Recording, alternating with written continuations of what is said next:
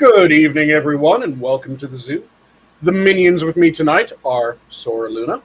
Good evening. Useless. Hello. How goes it? Cryptic. Help me, please. And as the new schedule is fully in force now, of course, I'm the keeper for Friday's Sanguine. How are all of you doing tonight? Alive and kicking. Always Happy. better than the alternative. That's good to hear. Help. Ignore the sound of the screaming from the basement. It's your imagination. He doesn't exist. So, any of you do anything interesting today, or see anything that pissed you off or fascinated you? Oh, I Nah. took a day off from work today. Nice. Ooh, nice. Ended up working because I got bored. Oh. Because I can work from home. So I'm like, this sucks. I'm just going to put a couple hours in. A full shift later, you went, oh, I guess I didn't really take a day off. Oh, well.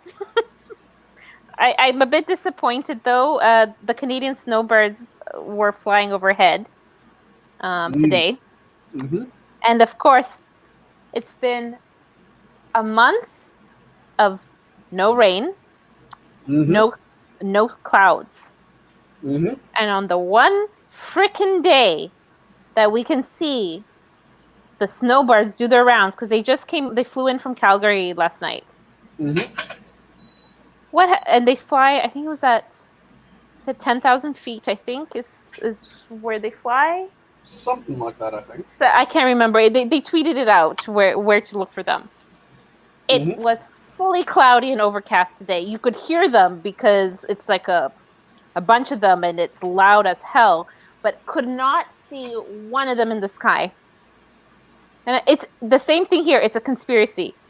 Snowbirds, don't see them. Any sort of space oddity, function, light show, celestial body explosion, it will always be raining, overcast, or something else that impedes your sight, whether it's a morning, midday, or middle of the night. Are you sure you aren't in a dome of the Truman Show? I don't know. I sometimes I feel that way because it's too much. It's too much. It's like someone's having cruel fun at our expense here. Every single solar lunar eclipse. Oh, how convenient! Exactly in the time, and we could try to observe it. Here comes the clouds. Oh, it's going to be a beautiful meteor shower because such and such meteors will be shooting past our atmosphere at that specific moment. Nope, couldn't see them. But yeah, I got it off my chest. That's my rant for the day. That's kind of like when I was growing up, the area that I was born in. There'd be snow bound for the area. So I'd wake up in the morning and I'd watch, hoping that my school system was closed down so I didn't have to go to school that day. All the surrounding school systems closed. My school system, open. Yep, my high school was like that. We literally had to have parents phoning in complaining that they themselves cannot get out of their homes to take their kids in, so the school shut down. The teachers managed to get into our school. Like, they were so proud on saying, rain, sleet, snow, Armageddon, we keep our doors open. You have to get to class. And we started at 8, meaning you had to be there. It's not the earliest that people start, but it was still 8 o'clock. You had to be in homeroom by 8 o'clock, or you get a late penalty. So quarter to 8, most people are arriving. So you can only imagine on the worst snowy days that ice slicked, black ice everywhere because it's dark. Yeah. So eventually people come. So by the time I was in grade 12, they started implementing snow days on the worst days. But it took them like forever. Yeah, for the area that I was born in, it would just be somehow, like, that area always ended up in the eye of the storm. So everywhere else around us would just have snow absolutely dumped down on them. And then we would go out and it would be like, oh, we got 2 inches. Everywhere else, a foot, 16 inches, 18 inches. Fucking 2. There was one exception, and that was back in, I want to say it was 96. There was a massive blizzard that hit the Northeast, dumped 6 feet of snow on us. That was amazing. Yep, that for us it was the year, was it 96 or 95? We had out on the West Coast. People tunneled on the sidewalks. Mm-hmm. Like to be able to go on the sidewalks, and all the snow was far above the hood of the cars. Mm-hmm. I have a picture of me somewhere being 5 or 6 years old, and the snowbanks were twice my height. Fun. Yeah, when it was the 6 feet of snow, I vividly remember jumping out a 2nd-story window into the snow. Let it snow, let it snow, let it snow. Because it was so much snow and I wanted to get out and the door was snowed shut. We can blame it all on Jason. We're good. That's fine. Speaking of Cryptic, Yeah. it's 162 days until Christmas. Thanks for reminding me. It's okay. It's okay. You can buy me a gift. You know you're gonna buy me a gift. I can give you one of Santa's reindeer. You can either ride them and fly for free, or make sausages. Yeah, I was about to sausages. say, It's gonna be sausages. Emergency It's gonna be fucking brackets. sausages. Yeah. There's no way to fucking hell I'm not gonna eat I'm not gonna eat the reindeer. I'm gonna eat the damn reindeer. See if it's like one of Govnu's pigs or Thor's goats. If we kill it, eat it, does it come back to life at the end of the day? Perpetual venison sausages. Not bad. Yeah. That was always one of the things that I loved about mythology, because there were a bunch of mythologies in Europe where it was literally so-and-so god had this animal. They could kill it, they could eat it, and then just kind of throw the bones in a pile with the skin, and it comes back to life. So the next day they would kill it, eat it, and do it again. Yum. Mm-hmm. Because, yeah, like I said, that's the goats that pulled Thor's chariot. You could do that, as well as the pigs of... Shit, was it Govnu or was it Manon and MacLear? I'm trying to remember now. One of them had pigs that you could do the same thing. You kill them and they would resurrect every day.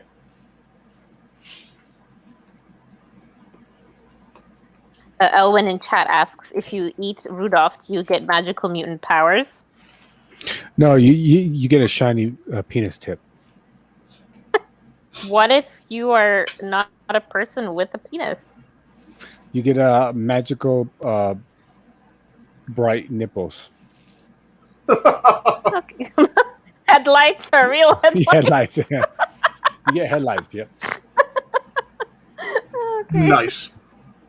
Well, You okay, know that's what? not as impractical as I was thinking. As long as it's not your nose. If your nose gets also glowy, that's a bit impractical for human life. But for the other two, you can wear clothes. Exactly. I've thought of everything. Okay. If you get like mutated, right, by Rudolph, magical penis, a redheaded tip, might cause some issues in bed, but whatever. Or if you're a woman, you get torpedo nipples. But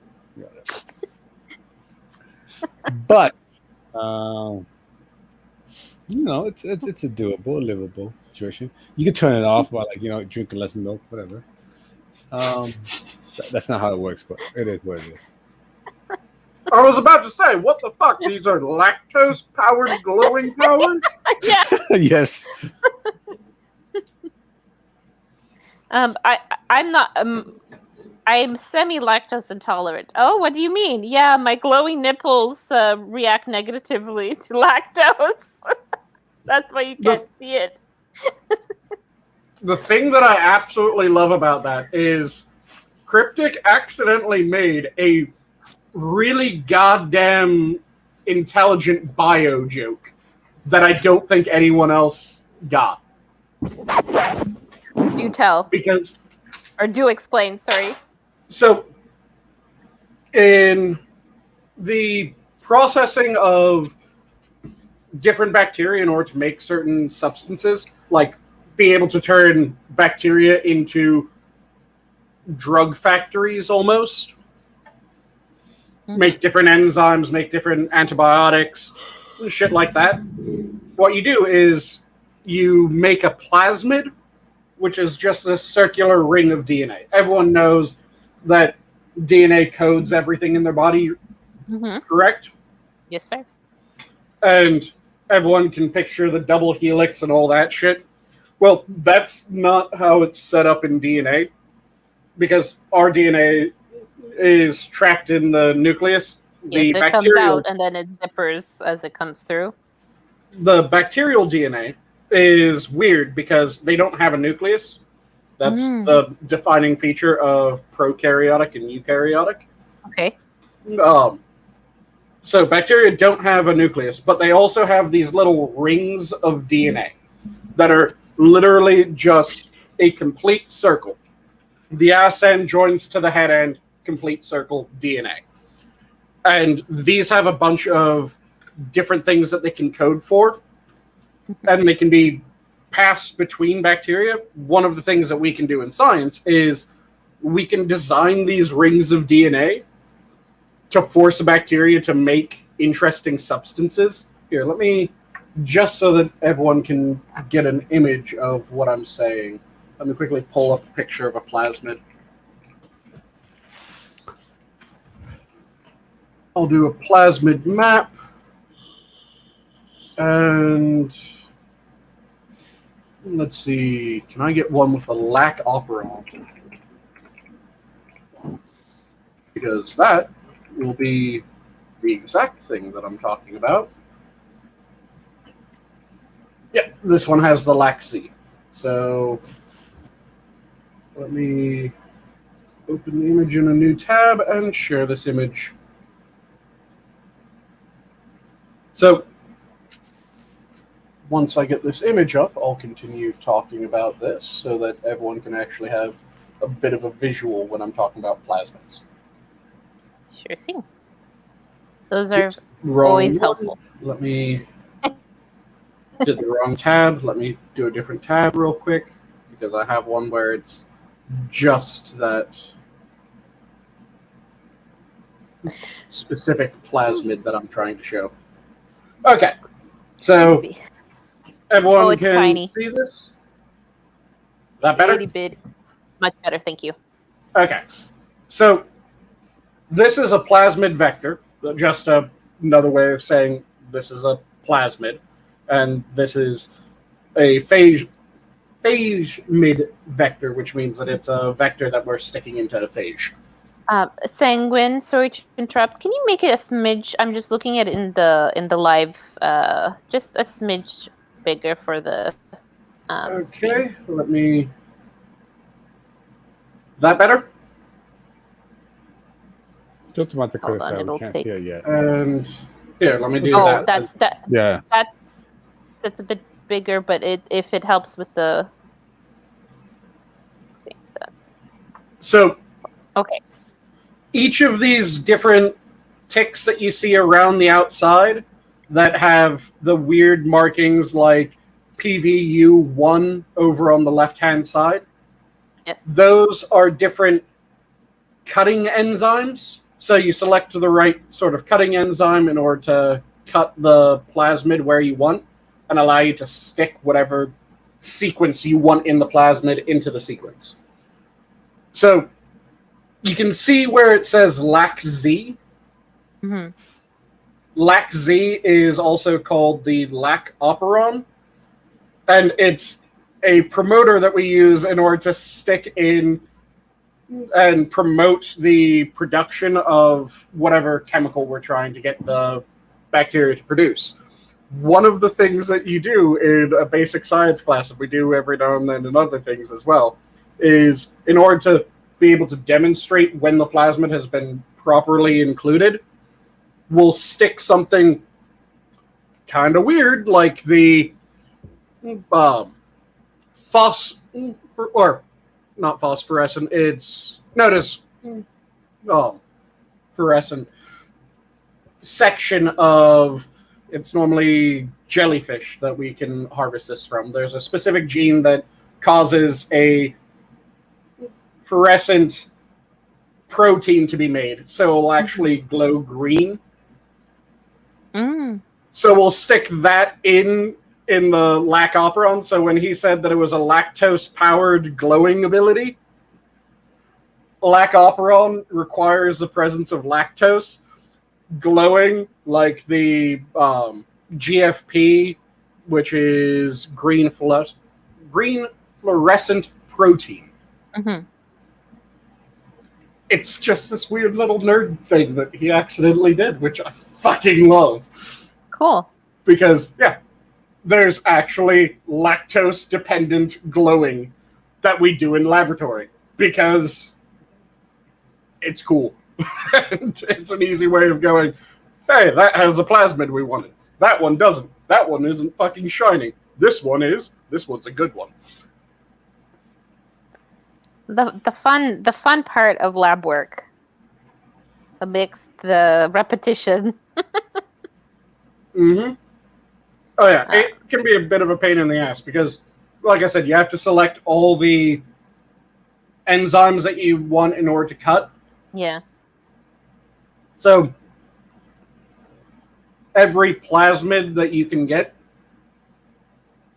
has different areas where different enzymes will work, and some enzymes just don't fucking work at all. Other ones, they cut in such a small area that it's useless, and others they cut in such a massive area that they become completely useless. Yeah. So we end up sticking in a bunch of these markers in order to determine, is this actually going to make the thing that we want it to make? And can we select for it? So like this one that I have on screen, you see where it says AMPR? Mm-hmm. That's short for ampicillin resistance. So in order to see that this is actually included in the bacteria that we're using, we would make a gel plate that includes ampicillin in the gel. So if it doesn't have resistance to ampicillin, it just dies off. If it does, then it actually grows on the gel. Like I said, really nerdy, going into detail that it's neat in order to get what he said that he didn't intend to say. At least I don't think. Cryptic, do you have a background in biology? Because otherwise, that was just a brilliant little nerd joke by accident.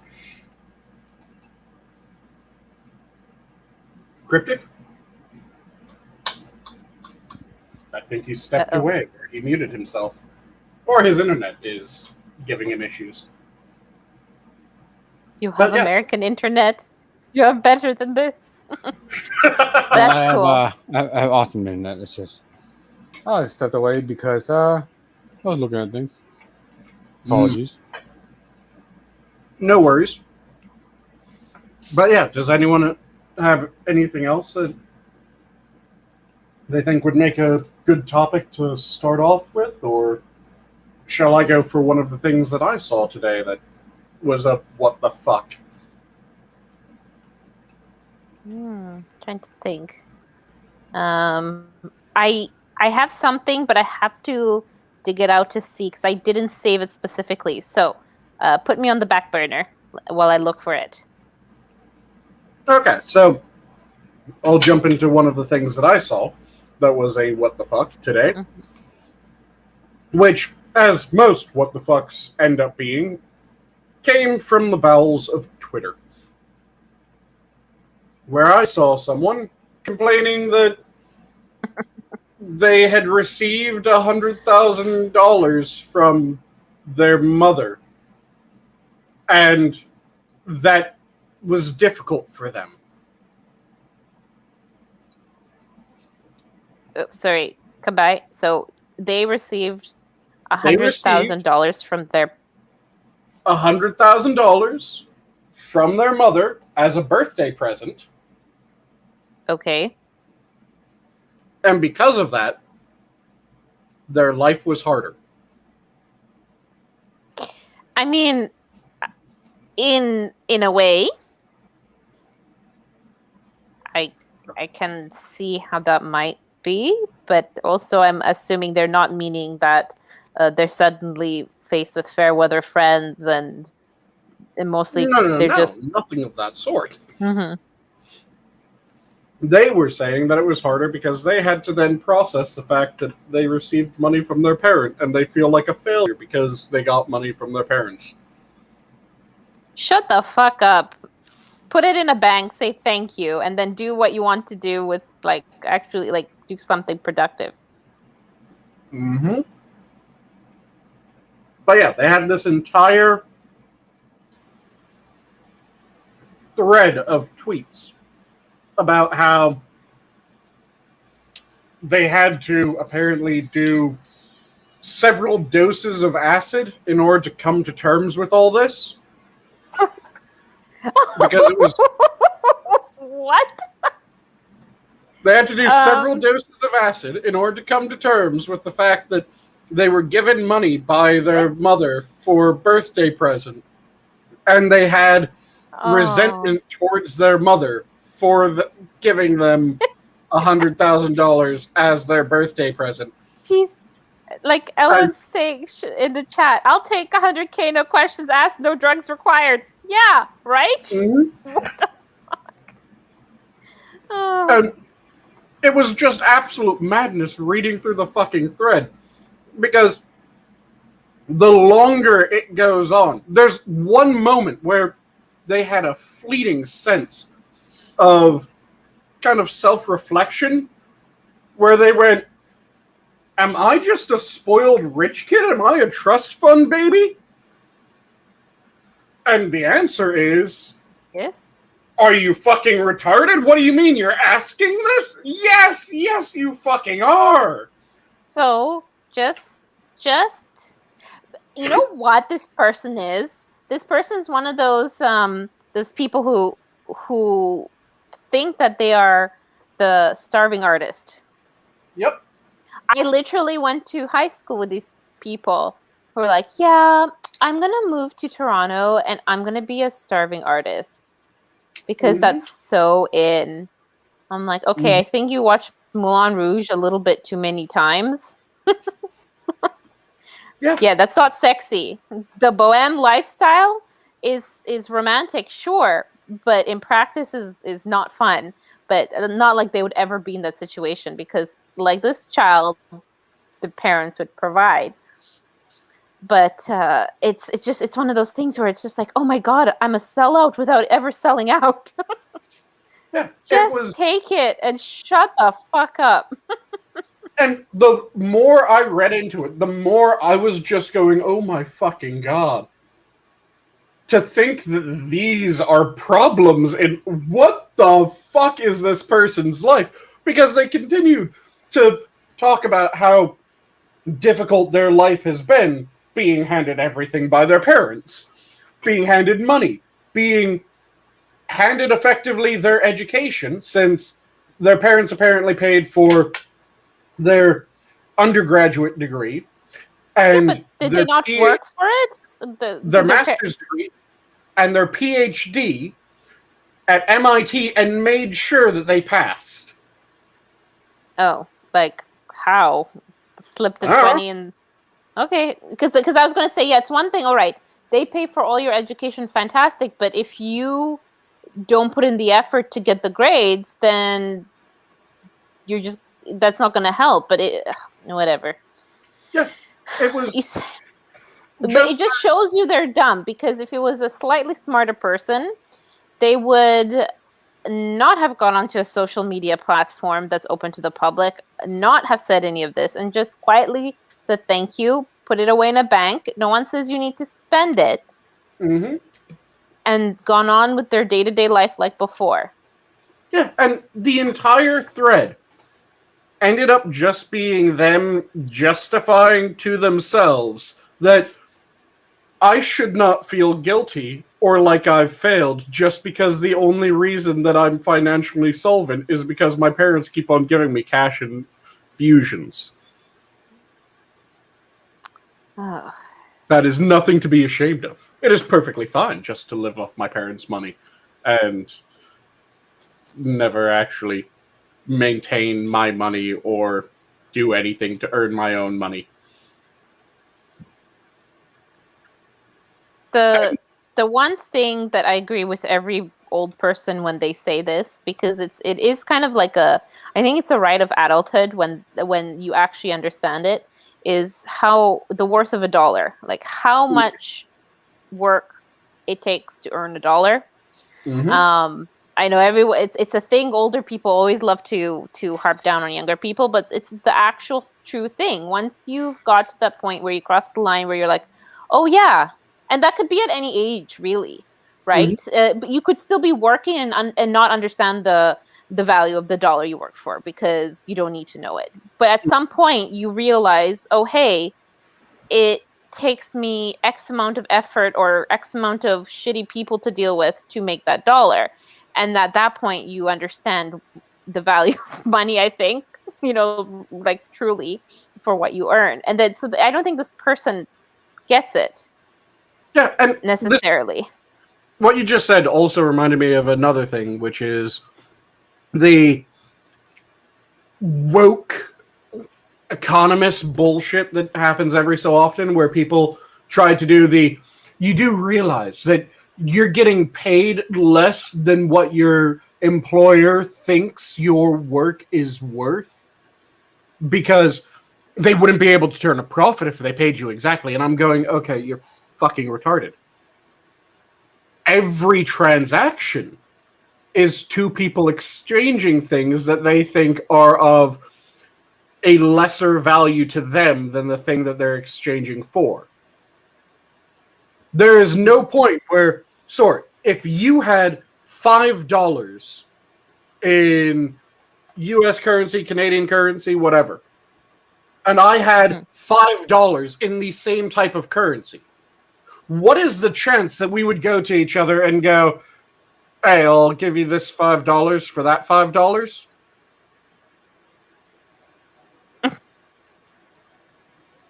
We wouldn't, right? There'd be absolutely no fucking reason to do that. I mean, unless we're really weird about wanting the skin cells of the other person, so that's what you wanted to change. But even then, but seriously, no, it makes no sense. Yeah, and even in that situation, we would be wanting something more than what we're unless you're wanting my $5 Canadian for your $5 American, in which case I will take it because it's worth more. Yeah, which is why I said that it's the same currency. Because, it could be that I'm in Canada and I'm going, oh shit, I just have a $5 US left and they won't accept it here. I'm trying to get, I don't know, a drink and some snack for $5. And then I might go, hey, $5 US for that $5 Canadian so I can buy this shit. And someone will probably go, oh yeah, sure, I'll fucking take that. Because they view the $5 that I'm offering as more than the $5 that they're offering, and I view the food as more than the $5 that I'm offering.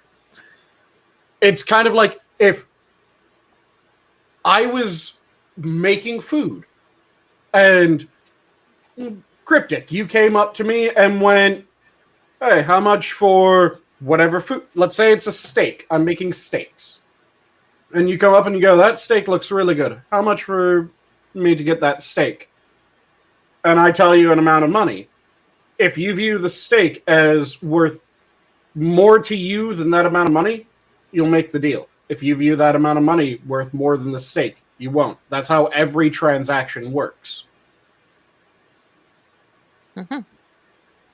So I don't get the money that you get for your job isn't what you're actually worth. No, it's what you decided that your labor is worth. That, in fact, you decided that you're... It's a combination. It's a combination of where you decide to live, because that's how those are the taxes, the retirement contributions, whatever it is, comes out, right? Mm-hmm. So that takes a chunk. Your income tax, if you get that taken out automatically, if you're lucky, so you don't have to do the math. That's that's part of it. And then the job you chose, even if it's not up to your education standards, it's just you went out there, you're looking for a job, and you were offered a position, and then you chose to take it. Yeah. People might say, well, that's not a choice. It's either that or starve. Well, it's still a choice. And, okay, it's not a great choice, but it's still a job.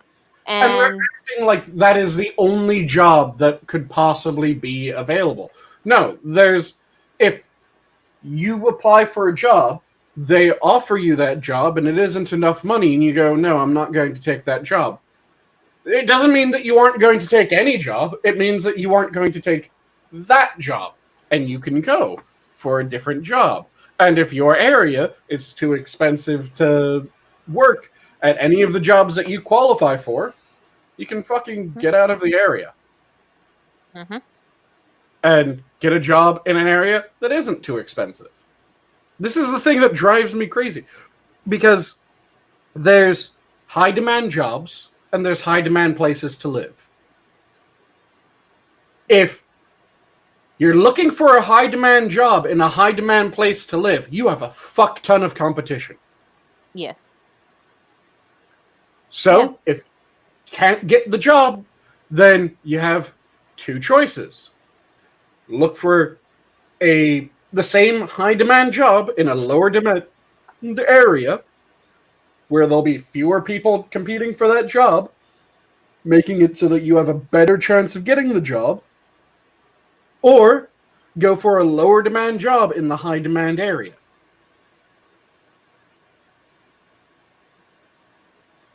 Either way, you're better off than just complaining that you can't get the job that you want to get, and you don't have a job because you won't accept another job, and you are staying in an area that's too expensive with the jobs that you could get. Well, then fucking move. Go someplace else. If you're without a job that can actually support you, then I don't see you owning a fuck ton of things, which makes moving really easy. Because functionally, you pick up and you fuck off, and you've moved. If you have jobs that aren't your ideal job, that earn enough money, work one of those jobs, save up, move someplace better. There's always options. I don't get the people that try to make it seem like there aren't any options. And the person bitching and moaning because they got $100,000 as a fucking birthday present and trying to make this into a woe is me, my life is so fucking hard. Listen, you son of a bitch, getting $100,000 does not make your life hard. You having unresolved mommy and daddy issues doesn't make it easier, but it doesn't exactly make it hard. It just means that you have to figure out how to solve those issues. And the way that you solve that sort of issue is not just come to terms with the fact that, yeah, I should be fine just taking money from my parents. No, the way that you resolve that issue is reach a point where you're able to go, I am really damn good at what I'm doing. And I'm able to stand on my own. It's not something that I was given. It's not something that I earned because someone else, or not earned, but something that I got because someone else gave it to me. It's something that I actually fucking earned. When you have that, you end up being able to go, oh, okay, yeah, I am actually someone of worth, not just someone who's a dependent of my parents. Mhm. It confuses the fuck out of me. I saw that, and I was just going, what even is this person fucking saying? I don't think they even knew what. Well, there was obviously they didn't know what they were saying either. They're Perhaps if they took another moderate dose of acid, they would be better at it. I don't know. That seems to be a requirement of them putting any thought into something, and even then, it's questionable. oh god, silly people, Yeah, silly sad people. yeah. It is a bunch of people that are trying to say that they have problems, say that they've had a difficult time of things, that don't actually have a difficult time of things, don't actually have as severe of problems as they're saying they do. So they have to make ones because demand exceeds supply. Well, yeah, and they're the, you know, we're all in this together, suffering. You know, Yep. it's weird. It's very gross.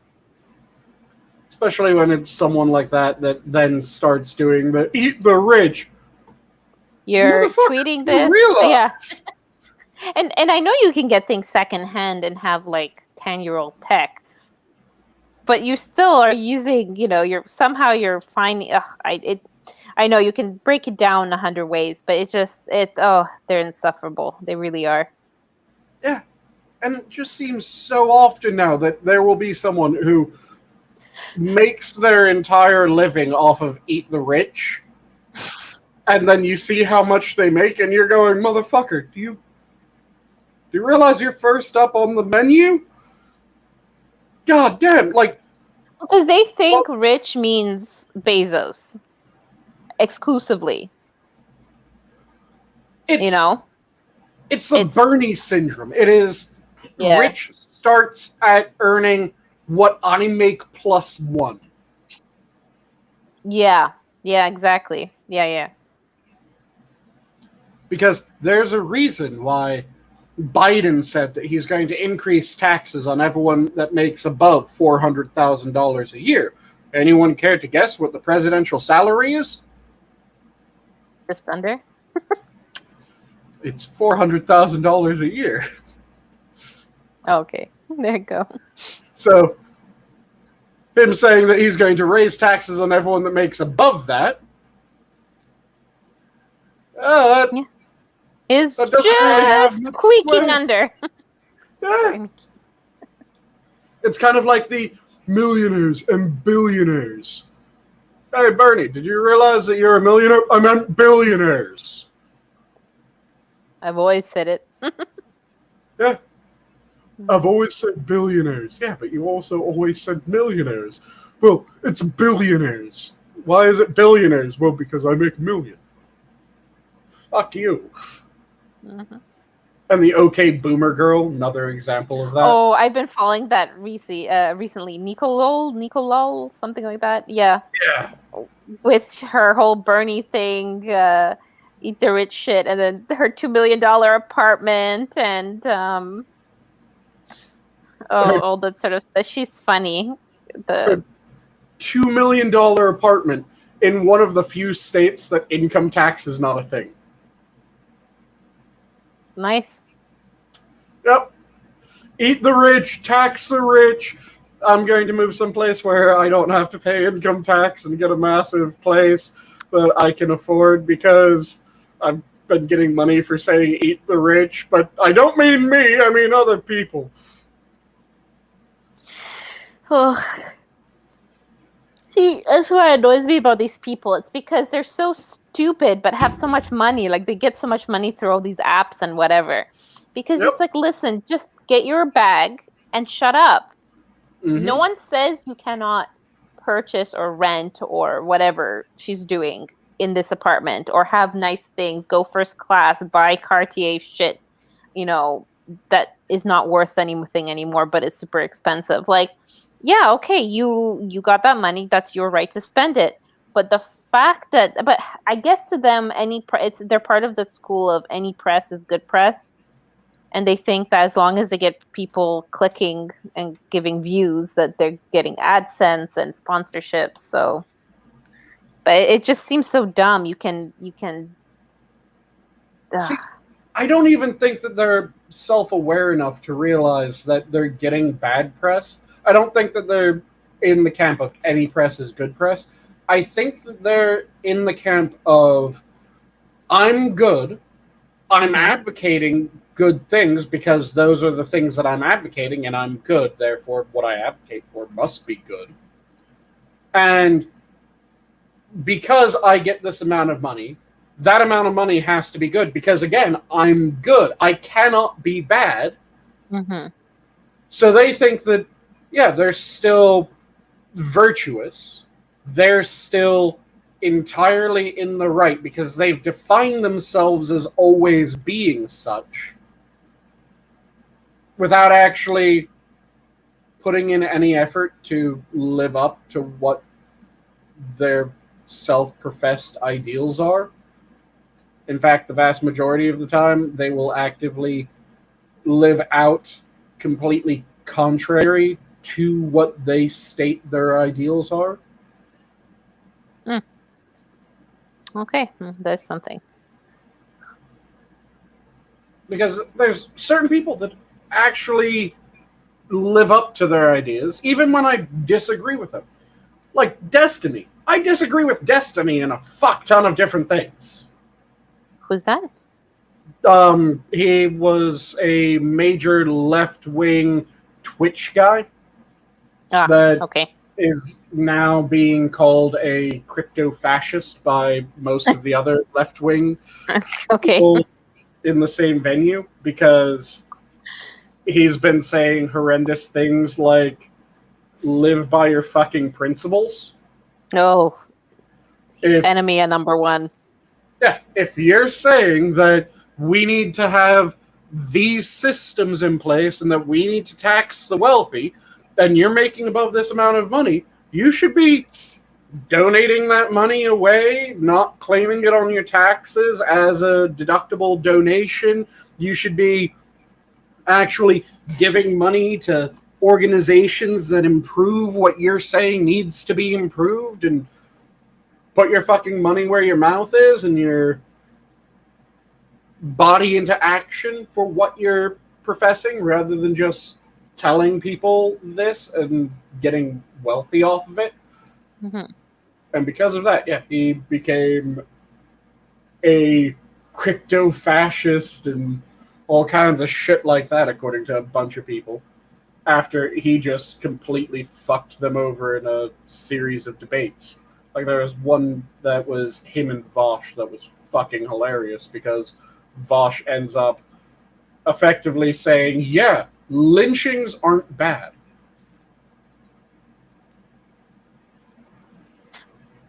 Which was just kind of context. Just that. Well, it was about the Kyle Rittenhouse thing that happened ages ago. And okay. So they want to lynch Kyle? Destiny was of the point of view that if the initial shooting turns out to have not been murder, which he was saying seemed likely, then he had every right to try to get himself out of that situation. And if other people attack him and he has reason to believe that they aren't just going to say, hold on, we need to get the cops here, we need to get this sorted out, you just sit there, but they're trying to crack his head open with a skateboard truck or pulling a pistol on him, that he has a right to defend himself, get out of that situation, and then tell the police what happened. And it is not wrong that he then shot the 2 people that he shot after the first one, if that first shooting turns out to be justified. And Vosh was saying that, no, it was fucked up. He should have just turned himself over to the mercies of the mob, effectively. Yeah. Fuck right off. And what Destiny ended up responding was, would you be saying the same thing if we're talking segregation era, South, and it was a black man with a mob of white people trying to apprehend them? Because as we both know, a good chunk of the time when it came to lynching, there was some perceived crime or believed crime before the lynching started, and then it was mob justice once it had kicked off. Mm-hmm. So would you be saying the same about that black person? Well, that's different. How is it different? Well, they are fearful of their life. This kid had someone hit him in the head with a skateboard truck and had another man draw a pistol on him. Yep. Is that not a situation where he should be fearful of his life? And he kept... Was he overreacting? Do you feel like he was overreacting? Like, what the hell? Vosh kept on trying to dance around it, and kept on getting backed into the corner until he said, well, maybe they should submit to the justice of the mob, to the mercies of the mob. There's never mercy in the mob. Yeah. That's why the mob. Exactly. There's never mercy in a mob, because when you get a group of people that way, it always just degrades to the lowest common denominator. Well, it's easy to rile people up. It's easy to get compact down. Yep. Disney wrote a whole song about it in the original Beauty and the Beast. Yeah. And there's definitely ways that you can end up getting people brought back down. It takes a set of goddamn cast iron balls in order to put yourself in the situation where you can actually do it, and then to actually follow through on it. Yeah. Because a lot of it seems counterintuitive. Like when someone starts yelling at you, you really get the intense desire to yell back, don't you? So that you're heard. Do you know what one of the worst things that you can do in order to actually be heard when someone's yelling at you is? Yell louder. Yes. Because what happens when they're going to yell on top of you. Exactly. And it just becomes this back and forth of who can yell louder. So what you tend to have to do is, rather than yelling louder, you just quiet down and you make your voice as calm and emotionless as it can possibly get. And you keep speaking that way. No, that's slightly different. You don't want to be there like, hey, baby. How you do? No, you just want to... I'm calm. I'm collected. I know what's going on. Because if you aren't getting pissed off... I said this when I talked about corrections work ages ago. If most people, when they're getting pissed off, they kind of need that interplay in order to actually do violence. And if they aren't getting that back and forth, if they aren't getting the shouting match before they throw the punch, they don't ever get to the point where they throw the punch, or it takes a fuck ton more in order to get them to that point than if they have that shouting match. And if the other person isn't seeming nervous or getting pissed off visibly, that's another thing that a lot of people need, that interplay in order to finally work themselves up into a frenzy. But they seem calm, they seem cold, they seem collected. Yeah. there's a certain group of the population that will go, oh shit, why is he so fucking calm? Does he know something that I don't know? We're fucking angry. We're a big group. I'm intimidating. Why isn't he intimidated? Is he actually someone that I should be intimidated by? What the fuck's going on? Is this bad? Am I in danger? What's going on? Someone please help. I need an adult. Exactly.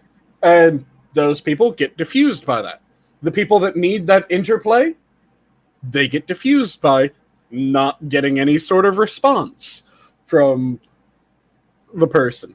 The people that just need some show of weakness, which is much the same as the group that needs fear, they also don't get that in order to goad them into violence with the knowledge that they're safe in doing so. So, just being calm, controlled, collected, and not raising your voice, not yelling, gets most people to quiet down, because they start going, what is he saying? Why is he... I need to hear what he's saying. And they'll go from, I'm angry, to, okay, so what's going on? That's what you're... shit, okay. Yeah, no problem. I'll just go. And things get diffused. You do this with psych patients. You do this with offenders. You do this with goddamn pretty much anyone. And it massively reduces the chance of violence. There's still that psychotic group of the population that this won't work on. Because they don't need any interplay. They don't need any signaling that the other person feels threatened. They don't need any suggestion that the other person is a softer target in order for them to do violence. They're just going to do violence, and there's no way of stopping them from doing violence as long as they draw breath. But those people are few and far between. Thankfully, few and far between. Mm-hmm.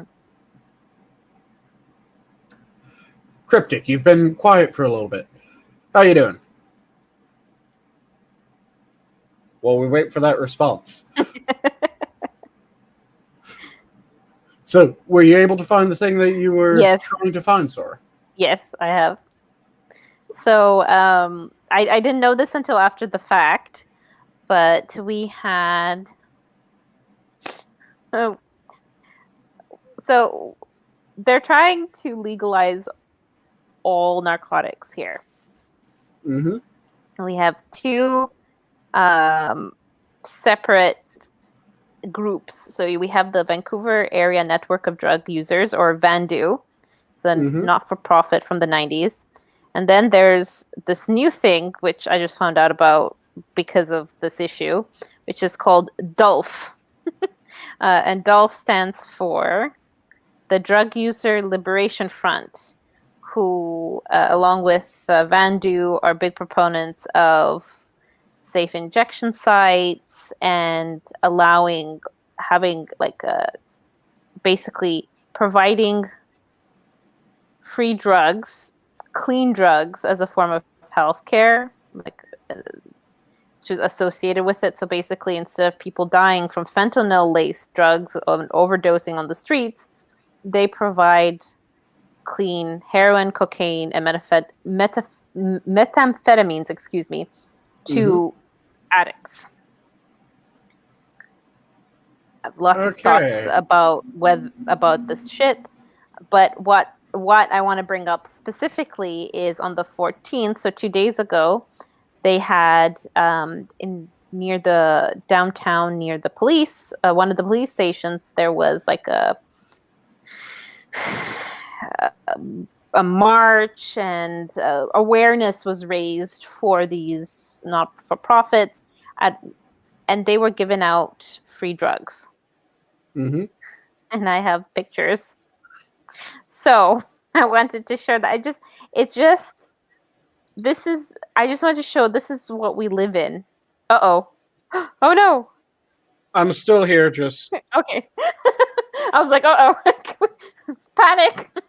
There was a doo-doo from my computer signaling something had come loose, and it, I think, was my mic, so it kicks me out because I had my mic active, saying, you need to reconnect this device. So I'm sharing. There we go. So these are some boxes.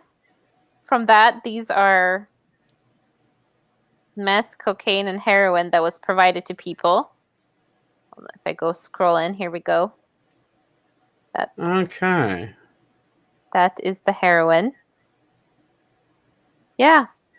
See, So I'm of many minds about this. The first one is the name really concerns me because anytime that I hear the words Liberation Front. Yeah, that kind of was a giant red flag to me too. And I'm willing to bet that there was probably some version of the name that included alcohol, and then they realized that was a really bad sounding name. For those that don't get it, Adolf. Yeah. Hold on. There's this one. This is a city. Oh, I've lost you. Where are you? Here you are. Share screen. Window. I think it's this one. There we go. So this is one. Jean Swanson. I don't know. She's a city councilor. I don't know our city councilors, but she was one of the ones who was handing these out. In support. Fun. See, I disagree with one of the things that Assassin of the Grey said in chat. When he said legalizing drugs will not stop the cartels, it will just legitimize them. The thing is that black markets can't really compete with a properly run white market because doing things in a shady manner incurs additional costs that if you're able to do it above board, you don't have to pay. When you're completely above board, you don't have to pay smugglers. Mm-hmm. You can just pay normal transport. You don't have to pay bribes because there's no bribes needed in just doing a completely above board business. So a proper effort to decriminalize drugs, yeah, it will hinder. And yes, they still smuggle alcohol and cigarettes because we fucked up certain areas of the country when it comes to alcohol and cigarette regulation. When you start having a tax on cigarettes, I think it's New York, it was $20 when I looked it up. Here, let me pull up that website again. Like per carton? There was a website that lists the price per pack of cigarettes in each state. I know it's expensive here. They've raised the prices. So, let me pull up this list, and I can give you exact numbers according to this. So, the cigarette excise tax per pack in New York is $4.35. That means that the average retail price of a pack of cigarettes is $10.45.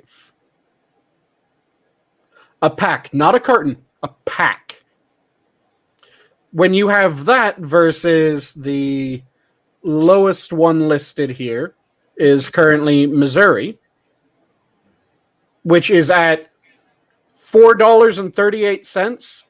Yeah, it becomes a market where you can smuggle, because if you buy cigarettes in Missouri, smuggle them and illegally sell them in New York, you turn a profit. Yeah. That's because the state went out of its way to fuck up the system as much as it could by just constantly sending the tax rates skyrocketing on cigarettes. That's the reason why you have the smuggling of that. And you have smuggling of alcohol in certain areas because we do have dry states where at some of them it's almost completely dry, where it's a fuck ton of dry counties.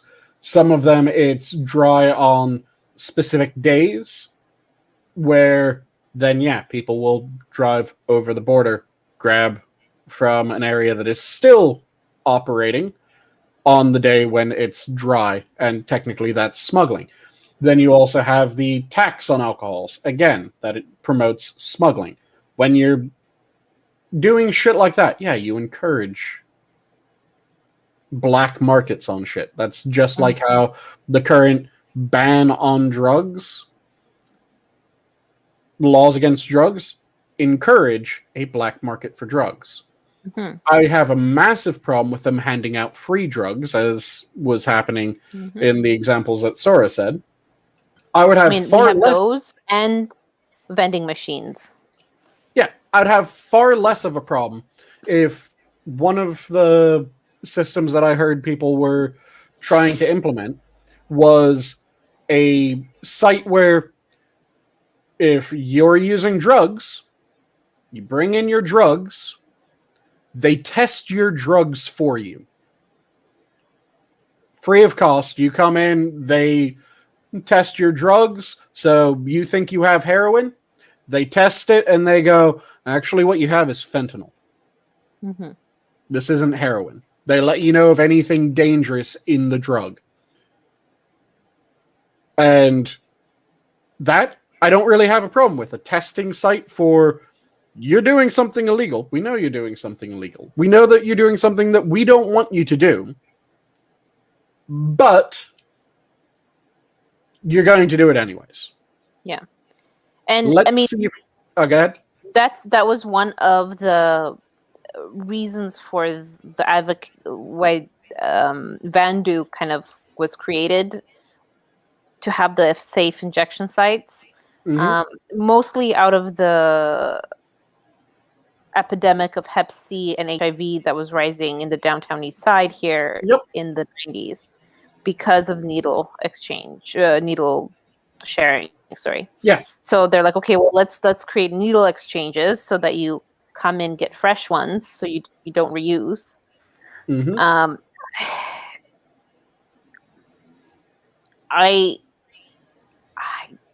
So I don't particularly like it because it's very difficult. It's hard not to sound like a NIMBY when you, which means not in my backyard type of person, when you discuss this, because it's like, well, where else are we going to put them, right? It's like, it's such a problem. Like, well, they did this to themselves, but did they? Yeah, it's more complicated than that. And so now we're at a point of what the hell are we going to do? We a year or so back, Crocodile, that's with a K, showed up in amongst the party scene, which was everyone went into full blown panic because that insane Russian synthetic. Yeah, that if you ever look up, be aware you need a strong stomach. But if you want to look up at what that shit can do to you, look up some pictures. It's horrific. It caused a shit ton of necrotizing wounds. Yeah. And that showed up for a little bit. I haven't heard anything about it in a couple of years. So I don't know. I don't think it's as easily found or easily attainable as fentanyl is. So that's more lucrative here. Yeah, and the way, like I said, when it comes to legalizing, like all the different areas that have legalized pot, you see... It's the difference is it's decriminalization versus legalization. It's two separate things. They want to full-blown legalize everything. Let's take baby steps. If you decriminalize it, it means, like you were talking about, those sites where you're able to test. That means you're not going, if you go up to a cop and say, hey, I took something, I'm scared that I'm sick, you're not going to get arrested for it. You're going to be taken or to the hospital or whatever. Yep. That is different. Legalizing it opens the door to a lot of trouble. And while, yes, the idea being that, like you were talking about, a well-managed legal market helps to decrease a black market. However, that's going to take years. Look at the cock up they're doing with pot in Canada. And right? that's what I was just about to say. When you look at pot legalization, you see certain areas that have done pot legalization correctly, where they legalize pot, they allow for entrepreneurs to set up dispensaries, they allow for people to grow legal pot and make it a cash crop, like tobacco, effectively. Yes. And in those areas, it is really hard to get a black market up and running, because why would you want to be a black market pot grower? If you do it legally, you don't have to worry about your doors being kicked down and being arrested. If you do it illegally, you do. Mm-hmm. Why would you want to be the black market dealer when you could get a 9-to-5 at a dispensary and you don't have to worry about getting arrested? You don't have to worry about getting shot by someone because you're on their turf. You don't have to worry about any of that. It makes the black market far less appealing. Then you have other areas that royally fucked it, because what they did was they made sure, well, damn near made sure, either through intentionally doing so or just being absolutely fucking retarded, that if you try to buy it legally, it is more expensive than if you buy it through a black market, because they tax the shit out of it, just like with cigarettes in New York. And when you're in that situation, yeah, you're going to have people that sell it illegally, because they have made it so difficult to sell it legally and to buy it legally. They've increased the price of it artificially with absolutely obscene taxes, so that it then becomes something that other people look at and they go, okay, I could get it from the legal dispensary, or I could get it from the dude on the corner. And once I have it in my possession, as long as I'm not caught in the actual sale, it would be really fucking hard for anyone to say that I bought it from the corner rather than buying it from one of the state-run dispensaries. Mm-hmm. So, Metaphorist was speaking. One of their points was that people, they know people who do smoke, and they've seen how safe the new market is, and that is where I would,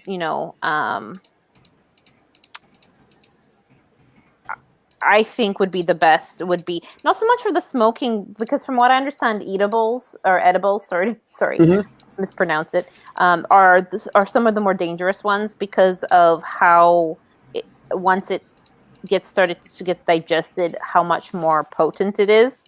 I think that is a big positive to it, because if you have regulations on how many ounces and on recipes and on everything, so it's like buying cookies off the shelf, right? You can see the ingredients, you know how much you're gonna get, or gummy bears or whatever that they put them in, you know exactly what the dosage is in each thing. It's instead of, hey, my dude knows a dude who bakes brownies, so for all you know, you can have oregano in those brownies, or you can have overdose. Because you eat like a whole freaking salad. I think I'm showing my complete lack of knowledge of this area. yeah, but but now I think that's where as things evolve. The problem with all of this is it's very forward thinking, but like usual with anything like that, laws and regulations are slow to catch up. And Because that's stuck in the past, unfortunately. like I said, in a good number of areas, they are just absolutely screwing the pooch on it. Yeah. Because they make it so that the black market can still survive. And they'll do it by a number of different routes. There's some areas that they've limited the number of strains that can be sold. And it's kind of arbitrary why they limited certain strains and why they didn't limit other strains. Which, if someone wants one of those strains, now they have to go to black market. It's not really that much of a change. If you make it so that you have a 500% tax on it, yeah, you've probably priced it to the point where people will buy black market versions rather than going through the legal market. Mm-hmm. When you have it where you can get it cheaper, better variety, and better supply from a black market, yeah, the black market will win.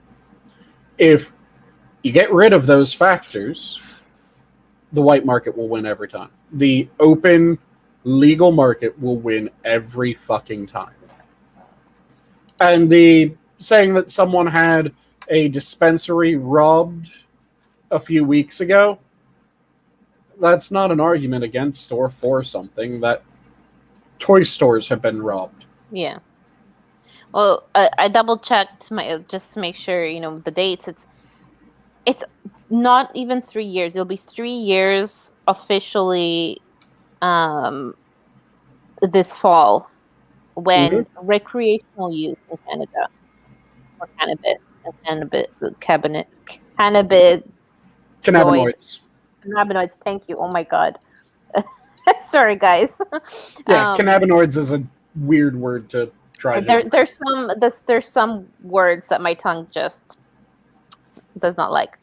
And so it's going to be 3 years in the fall. That's nothing. That's nothing. So for some reason it almost feels for almost 4 years. Metaphor says it has been 4 years. Doesn't matter. It's under. To me, it feels that it'll be 10 years before everything is ironed out. I hope sooner, but if you think about how it feels like it's been longer, but it hasn't been. So, yeah. No. If the Wet Bandits robbed toy stores, Adam, they would have been more used to the traps that they ended up encountering. Isn't that from Home Alone? Yes. Which is why they would have been more used to the traps. The problem is they didn't rob any toy stores, and it was in fact Kevin McAllister that robbed the toy stores, which allowed him to make all the traps. Well, they broke in to the big toy store in New York City in the second movie, but they didn't get a chance to rob them per se because Kevin broke the window. Yep.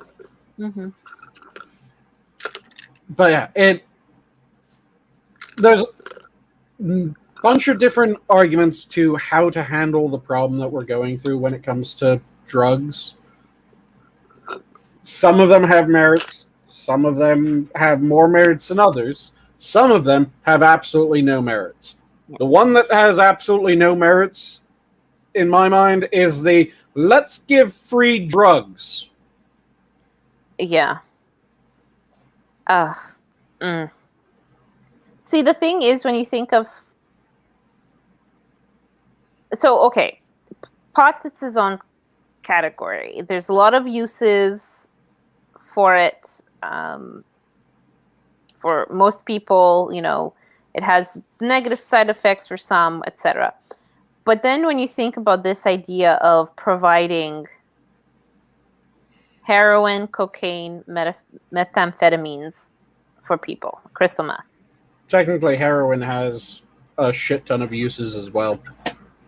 But like in the form of for people, not to help to wean people off the drugs, or not as part of a rehabilitation or whatever, but just for people on the street. There's something just weird about it. It feels wrong, you know? Kind of, it's dystopian. Yeah, like I said, it is fucked to have people giving free drugs. That I will never be going, yeah, we should give free no. What the fuck are you? No. Are you goddamn insane? But I could see an argument, not necessarily one that I would agree with, but I could see an argument that might have merits for the legalization of it.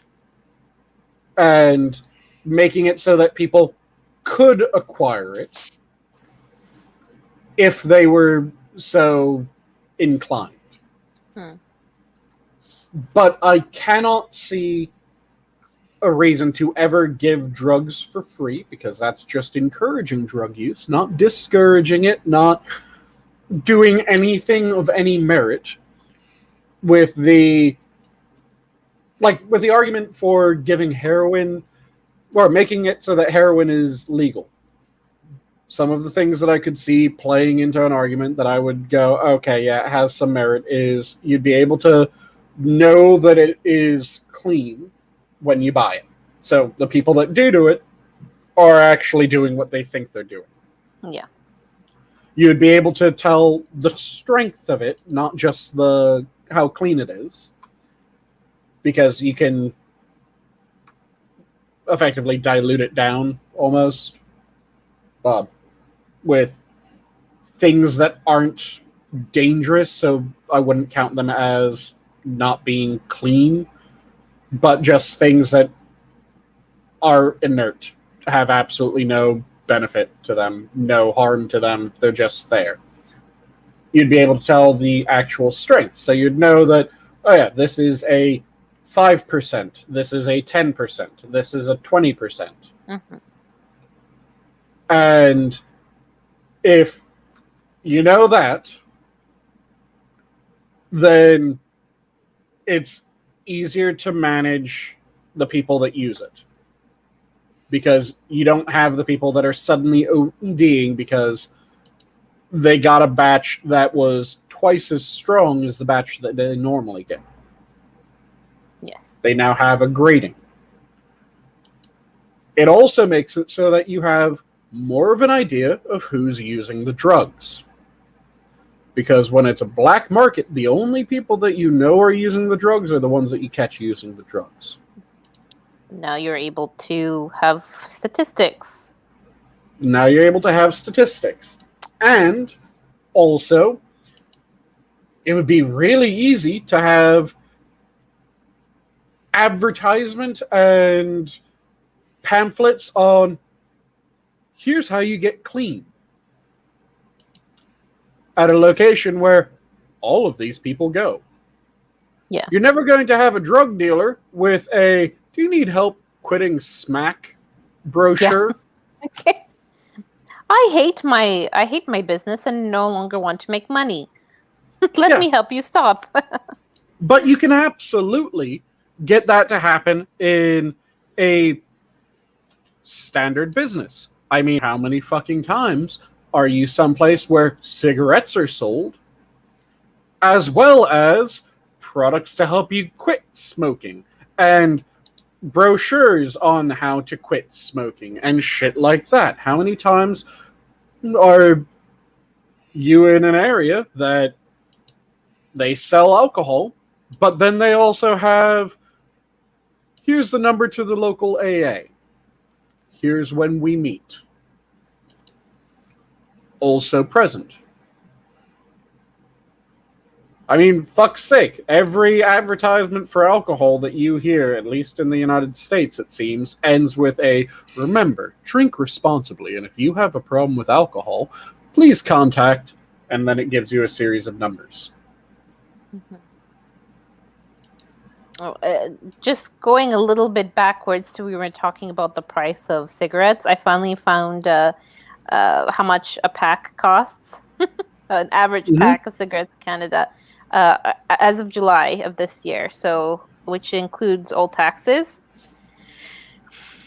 And they're assuming a wholesale price of $3.50. So average pack in BC seems to be $13.92, which is in the middle. It's not the most expensive. It's not the cheapest. And then the most expensive is Newfoundland with $15.25. Holy shit, it's expensive to have a nicotine addiction. Let's see what that is in real people money. So this is an average pack of about 20 cigarettes. And obviously, I'm guessing because you have your premiums and whatever. Holy shit, that's more expensive than the New York cigarettes were, because that is $12.09 a pack. And this is they tax both. So if you're either in a province that has goods and service tax, like the federal tax, and then provincial sales tax, or a harmonized sales tax. So it includes both. And to kind of head off an argument that I see brewing in chat, both of you are correct and wrong at the same time, Assassin of the Grey and Metaforce, because we have a really sloppy way of categorizing addiction, because there's technically two different things that are in play when we refer to addiction. There's physiological addiction, and then there's psychological addiction. Anything can be psychologically addicted. Certain things are physiologically addictive.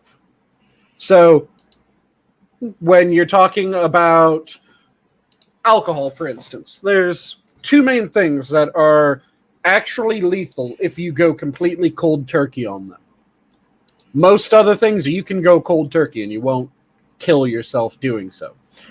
If I remember correctly, the two main ones are opiates. You can kill yourself going cold turkey on opiates. And alcohol. You can kill yourself going cold turkey on alcohol. So you have to wean yourself off, because they are two of the most physiologically addictive. But you do have psychological addiction.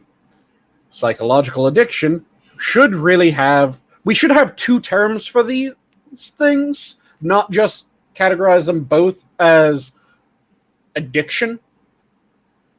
There should be two different terms, and we should identify this is just this sort of addiction, this is just that sort of addiction, and all of these are in between.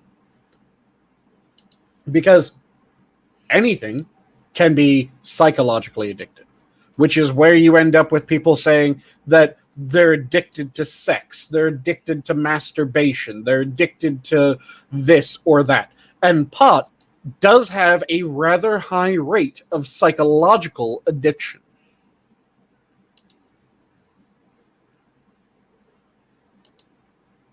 The difference is, again, whether we're talking physiologically or psychologically.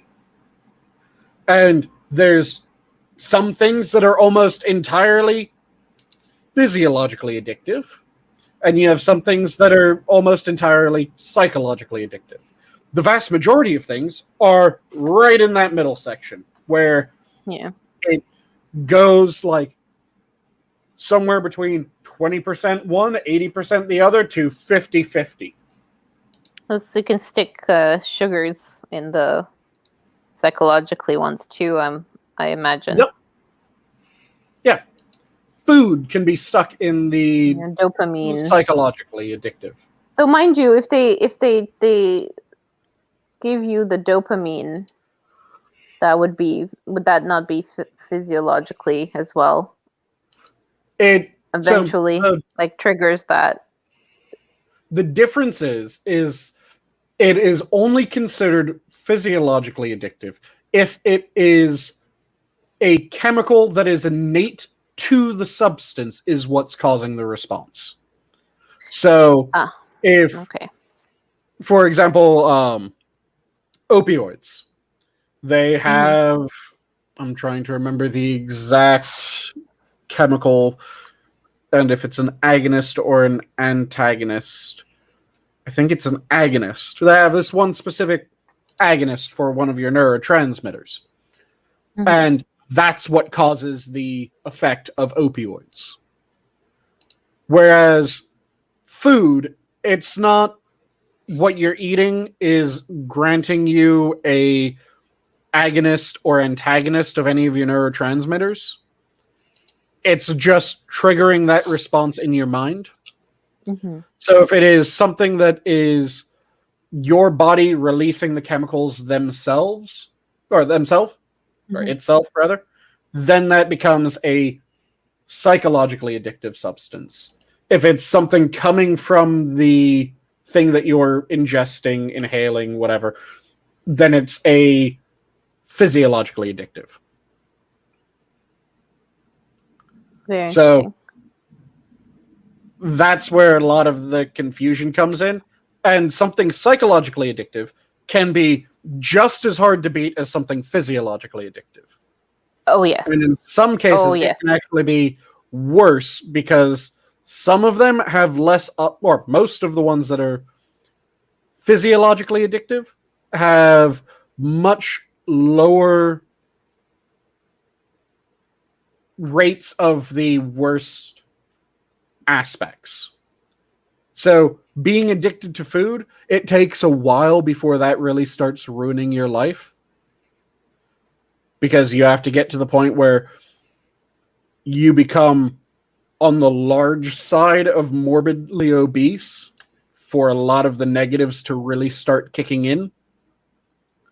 Whereas alcohol, something that is physiologically addictive, becomes very obvious that it's physiologically addictive. And that it is dangerous to you because you can kill yourself in a night of drinking. It takes years of eating. Sorry if you hear snoring. My dog Mickey is laying on me, and he's in midst of a dream, and I can hear him getting louder. So sorry about that.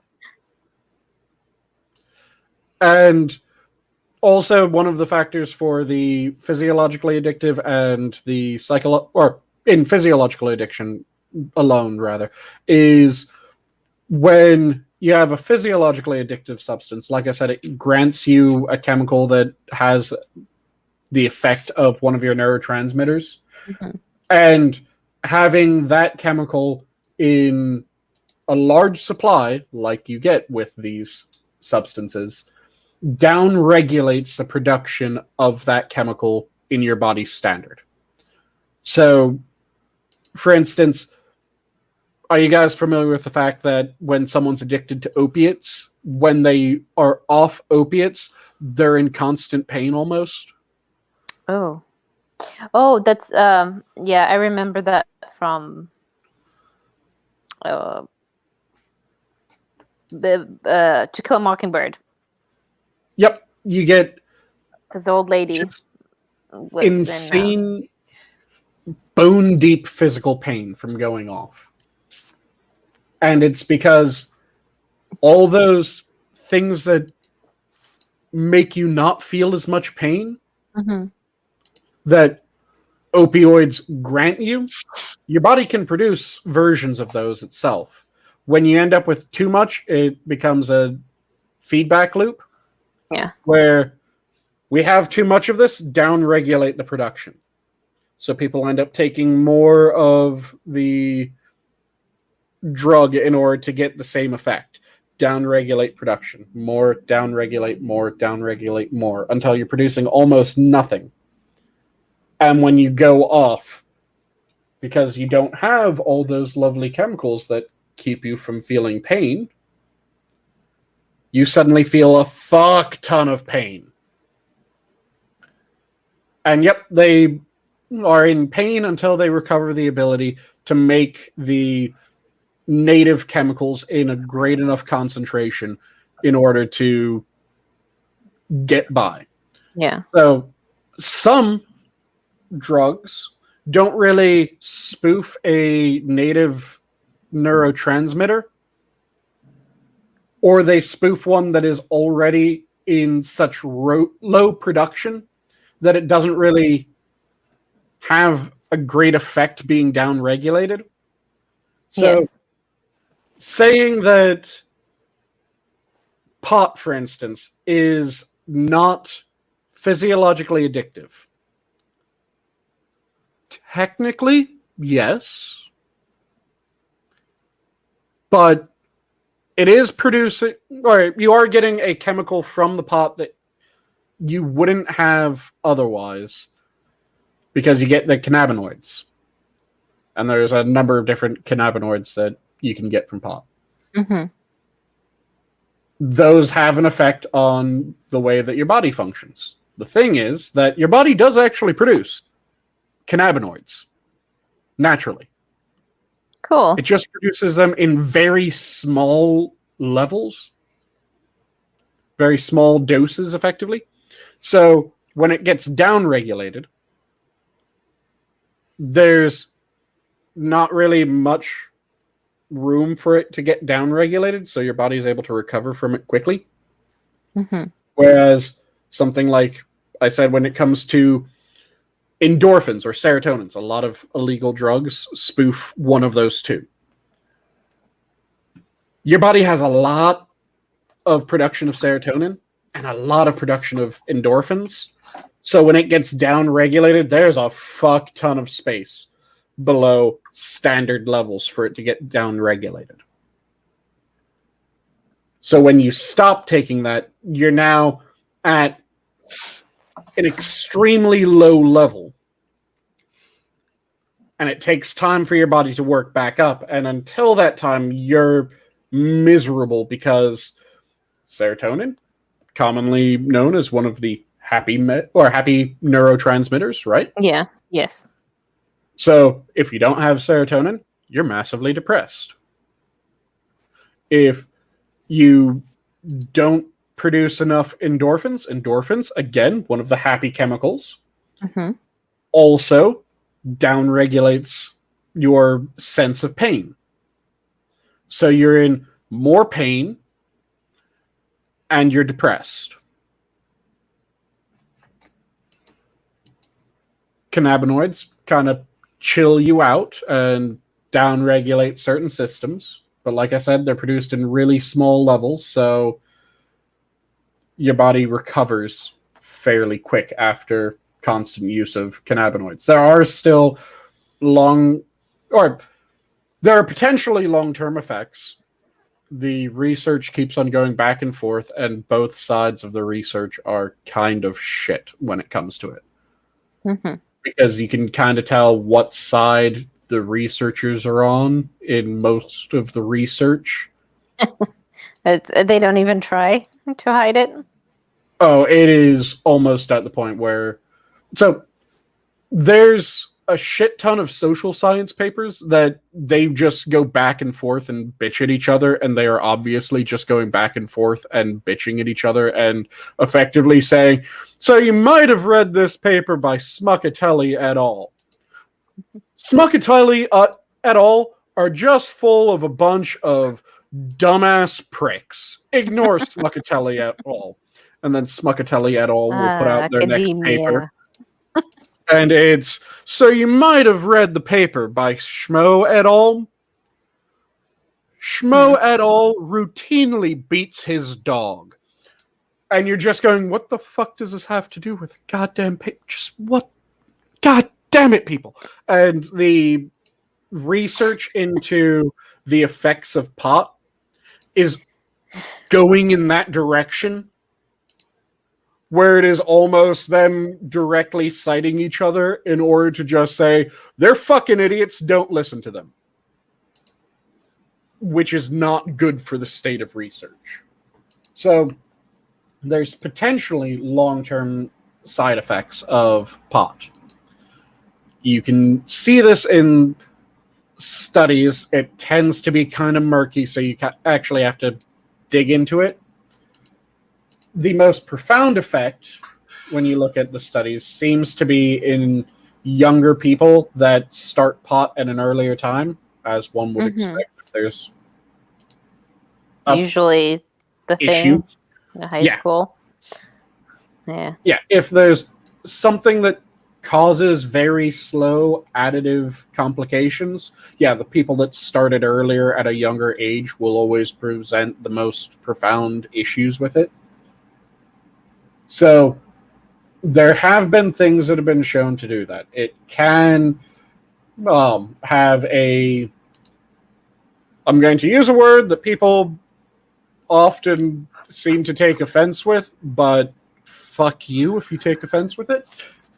It has shown to have almost a retarded aspect to it, where it slows certain bits of development, slows the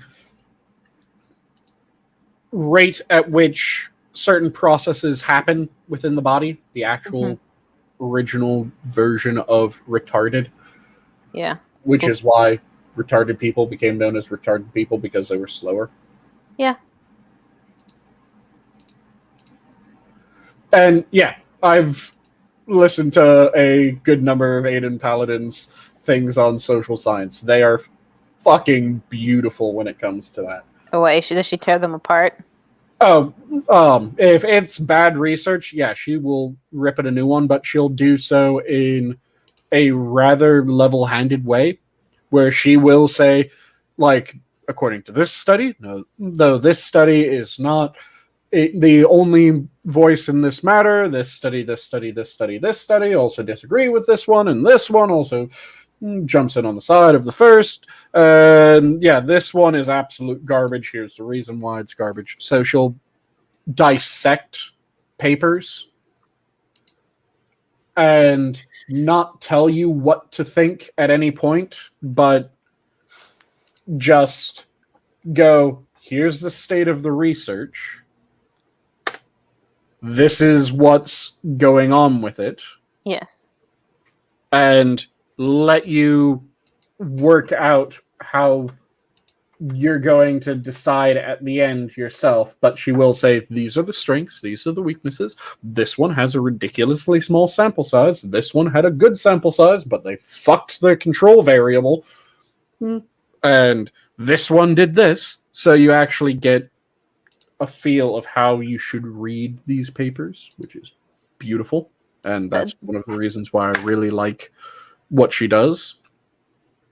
That's actually very nice, because, you might, even if you are used to reading academic papers, you're not necessarily used to reading academic papers in a subject not your own. So it's always nice to have someone kind of show you the way without interpreting it for you, I guess. Yep. That's a lot of work she puts into that, so it's good. I haven't listened to anything of hers in many years, unfortunately. So I'm not very familiar with her work, but that's awesome that she does it. Yeah, like I said, she does a really amazing job with those papers, and I just had something really weird happen with my computer. So if you can keep an eye on chat, Sora, because I am currently blind to everything, and I don't know where anything is. Oh, okay. Yeah, my no worries. computer just decided that it would stop sending information to my monitors, and I don't know why. So I am completely blind, and have to figure out how to get that back up and going. Oh, and Cryptic's back. I heard a noise. Yep. Well, I've been here. I just my mouth shut. But Oh, I'm sorry, Cryptic. Please say something. We've been very chatty. No, you're fine. Say something, I'm giving up on you. Yeah.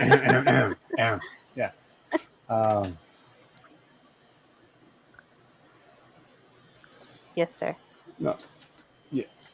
Yeah. Y'all a bunch of weirdos. Yes. You say that as if Okay. it's a bad thing. No, it's not. That's why we like y'all. Well, We'll try to the monitor, right? It's tech support has arrived. Yeah, just wow. suddenly everything on the monitor went black. The monitor is on. I'm checking the cables as we speak, trying to figure out why the fuck can't I actually get an image, because it's saying that my monitors, both of them, are no longer receiving signal. Oh could- dear. We can blame it on geodes. Yeah. You darn rock. What you do? Rocky Balboa. Anyway, most likely, have you tried? Well, besides not having it, just Control Delete. See if you can see it up at all. Yeah, I've been hammering the keys to see if the screens went to sleep. Nothing as far as that. So what might be the case is when we get closer to the end, I might end up having you guys make mouth noises as I shut down, come back, and shut it down. But- We're good at mouth noises. Yeah, in It's fact, fine. while Cryptic's here, I might quickly transfer over to you guys to chat amongst yourselves while I take my rig down, bring it back up, and see if that rectifies the problem. Sure, do it. So, you guys have fun talking while I'm away because my computer had to be shut down. Giggity. Okie doke. So, I found a funny story. what's that? But you first. Sorry. Go ahead. No, you first. What about? So this is on Twitter, and I just love it. So they're getting PR for sharks. Those Australian officials are seeking to change terminology surrounding shark attacks. So they no longer want to. They're being rebranded not as attacks, but as negative encounters to show more understanding for predators.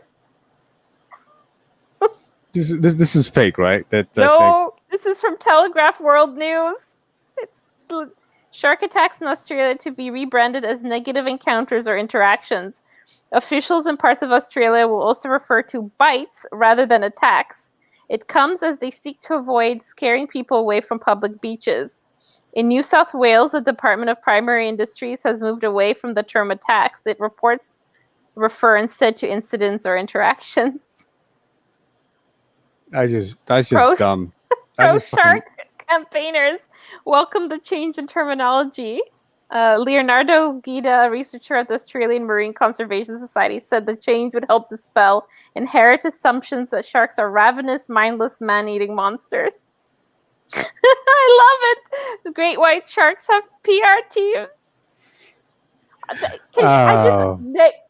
How did your loved one die while they were surfing in Australia? Well, they had a negative encounter with a shark.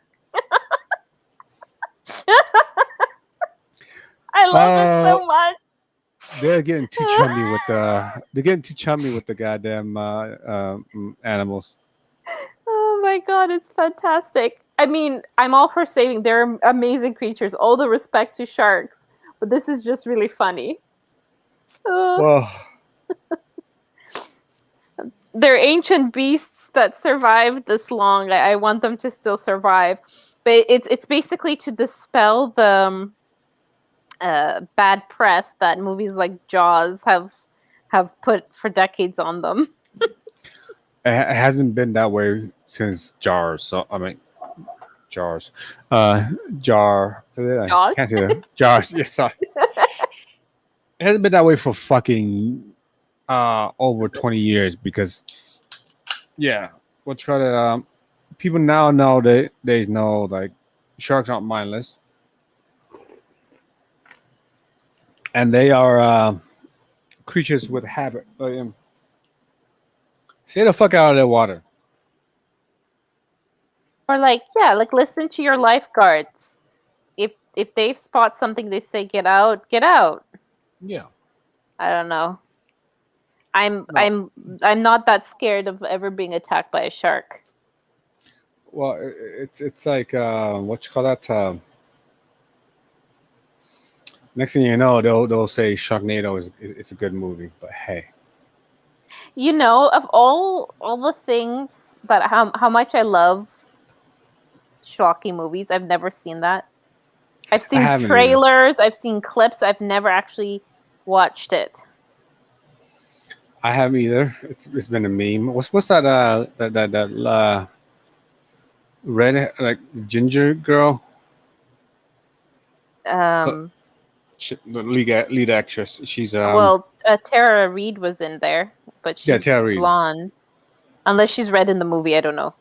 No, she's naturally a ginger, but yeah. But anyway, yeah. Okay. Tara She's Reid, yeah. That's the story of her life, is being that movie. So well, that reinvigorated her career because she wouldn't- wasn't okay.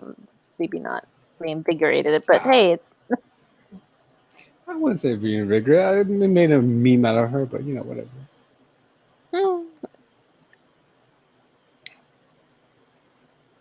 You went from being the girl who used what's her movie that she was famous for?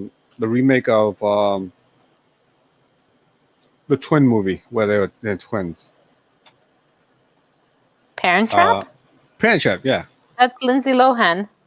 Is it Lindsay Lohan? Oh. Yeah, Tara Reid's from American Pie Okay, so I'm and fucking up National all the movie. Lampoon's Van Wilder. Y'all look alike. I'm sorry. Because that's why I say it's not. She's not really. She's ginger. But no, a Parent Trap. That's Lindsay Lohan. I mean, Okay. they're both kind of train wrecks, so I can understand the confusion. They all look alike. So, So I heard the second train wreck. I didn't hear who the first train wreck is. Tara Reid and Lindsay Lohan. Ah, so bad lipo and just drug addict. yes. At least you're not a twin, and one became bulimic, anorexic, and the other one, normal. Who the hell is that? The Olsens. Yeah. Oh, right. I forget about them. They're a sad story. No, I mean, they're not. They're freaking rich as shit. So no. Oh yeah. No, I'm not worried about that. It's not my problem. But it just they're. It's amazing, but at the same time, they have had no childhood. Like they were a cash farm for their family. That's the sad part. Yeah, they're typical children child star, right? Yeah. They made money for their parents. But then good thing is because of laws passed during the 1960s and 70s, right? They are not completely screwed. You guys remember the Munsters TV show? Yeah. Yeah.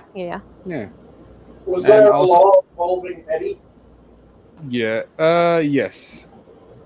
But well, not really Eddie, but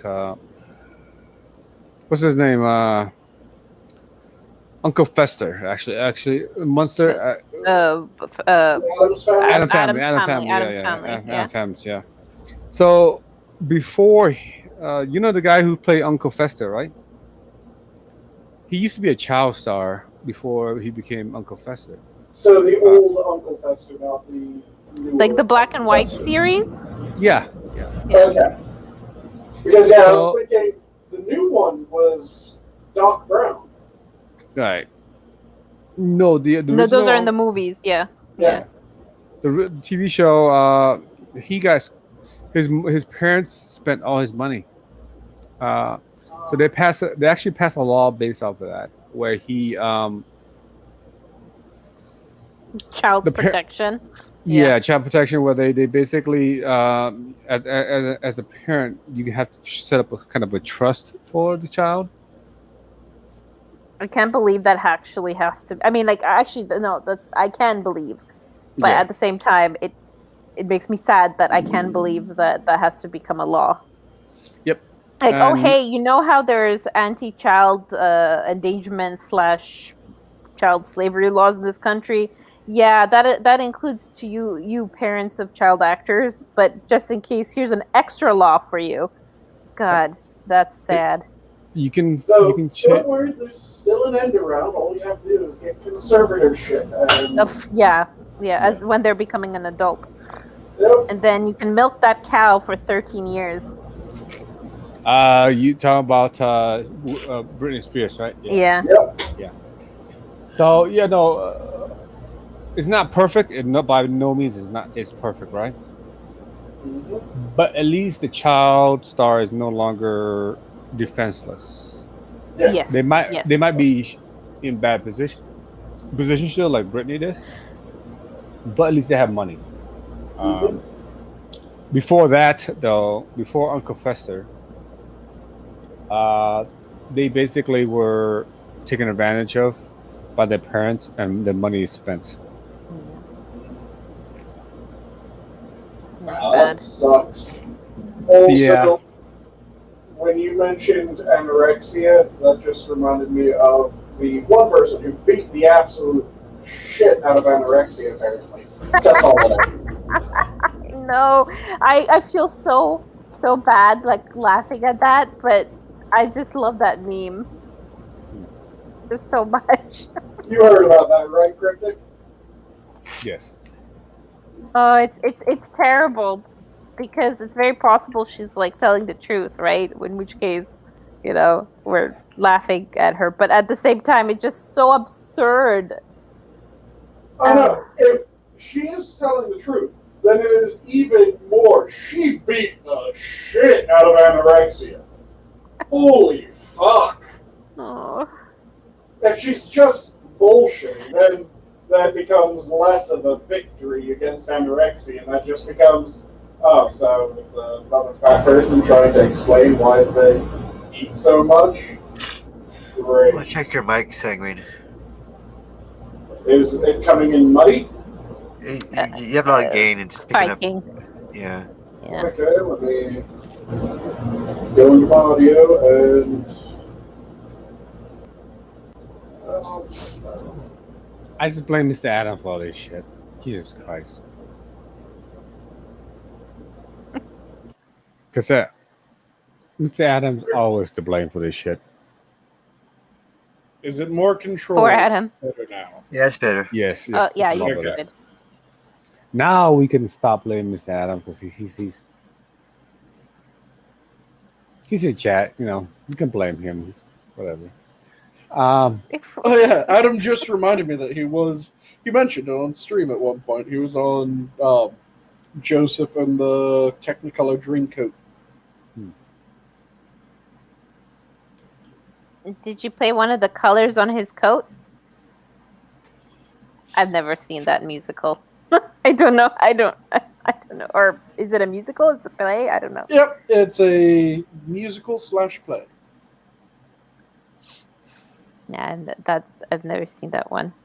I think that was one of Lloyd Webber's, wasn't it? Adam will be able to chime in if I'm correct on that. Or if anyone else happens to know off the top of their head. No, sir. Oh, excuse me. Sorry. Apparently Anyway. he bought Mortal Kombat 3 with that money. Oh, excellent. Well spent. It's a bad choice. Mortal Yes, Kombat 2 was Weber. better. Maybe he already had Mortal Kombat 2. Sorry, don't Huh? burst my mythology. Come on now. And it is Ah. Lloyd Webber. I just looked You it up. don't know. It was Tim Rice and Andrew Lloyd Webber. Sorry, that was The bothering me. Dream Team. And yes, Adam also responded that it was, in fact, weather. Mm-hmm. But yeah, it... So, what did you guys talk about while I was away, other than Lindsay Lohan and... Oh, I brought up the funny article I found on Twitter about how sharks in Australia are getting a new PR. They're rebranding shark attacks as negative encounters to show more understanding for predators and encourage people to go to the beach. Mm-hmm. Hashtag sharks are people too. Negative encounters, yes. Negative the fuck? I Yeah. love it so much. Basically, hold on, I'm gonna share this thread on. Go ahead. Go ahead. No, basically, great white sharks have been branded killing machines. You know what I mean? We should not call them that anymore. We should call them, negative encounters. They mistaken identity. I mean, which is true, but still,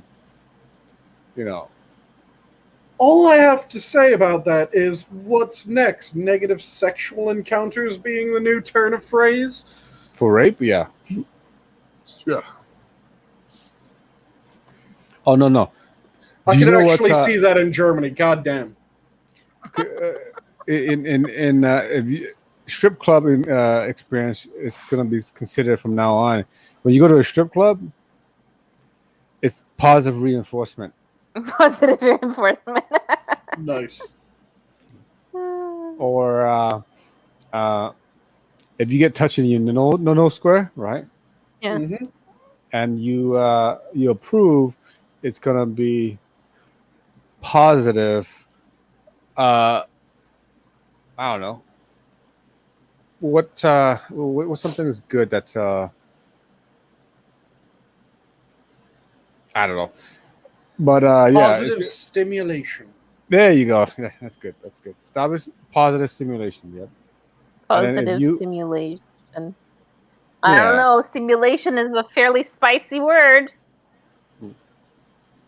And then instead of getting, it's gonna be like if you when a stripper give you a lap dance, it's gonna be instead of calling it a lap dance, it's gonna be you have been given a bump and grind. And then the song is going to be played every single time.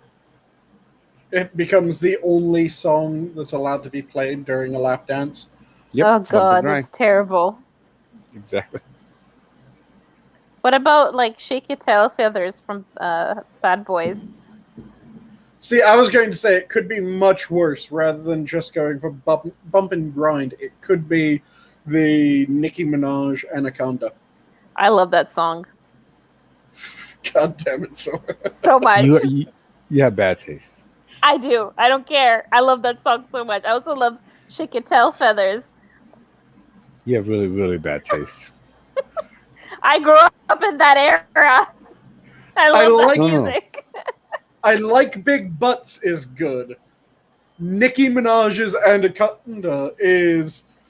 No. She was too lazy to write a song, so she just... Troy down in Detroit.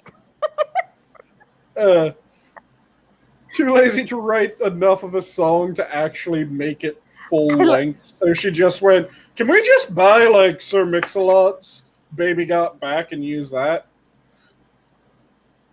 I do enjoy a bit of Nicki Minaj now and then. Especially her older stuff was a lot of fun. She's like a freaky alien. Yeah. Have you seen her before and after her butt implant? I don't think so. Yeah, I mean... She got no ass before the... She got no... Oh. That's a choice to make. See, I was talking more about her you can die from that. Creepy eyes whenever she's singing in a music video. I mean, even anime characters look at that and they go, settle down with the fucking eyes. What the fuck? They're like 90% of your head. I think she's pretty. I like her face. She has pretty eyes. You know the whole shark positive reinforcement type deal, right? Yep. Her ass is like positive re-impumpment. Jesus fucking Christ! That's just it grew and grew and grew and grew. Just like what's the chick from Australia? Oh, fuck. You know what I'm talking about, right? IgG. Yes. Iggy Azalea. Iggy. Okay, well, Oh, I yeah. think to say Twiggy. The Iggy, yeah. Iggy. Yep. First things first, I'm the realist. Oh no, no, sorry, no. You stop it. Stop it. I love that Stop. song. Also, the bounce one, which all she says is bounce, bounce, bounce, bounce. We're gonna bounce in this motherfucking house.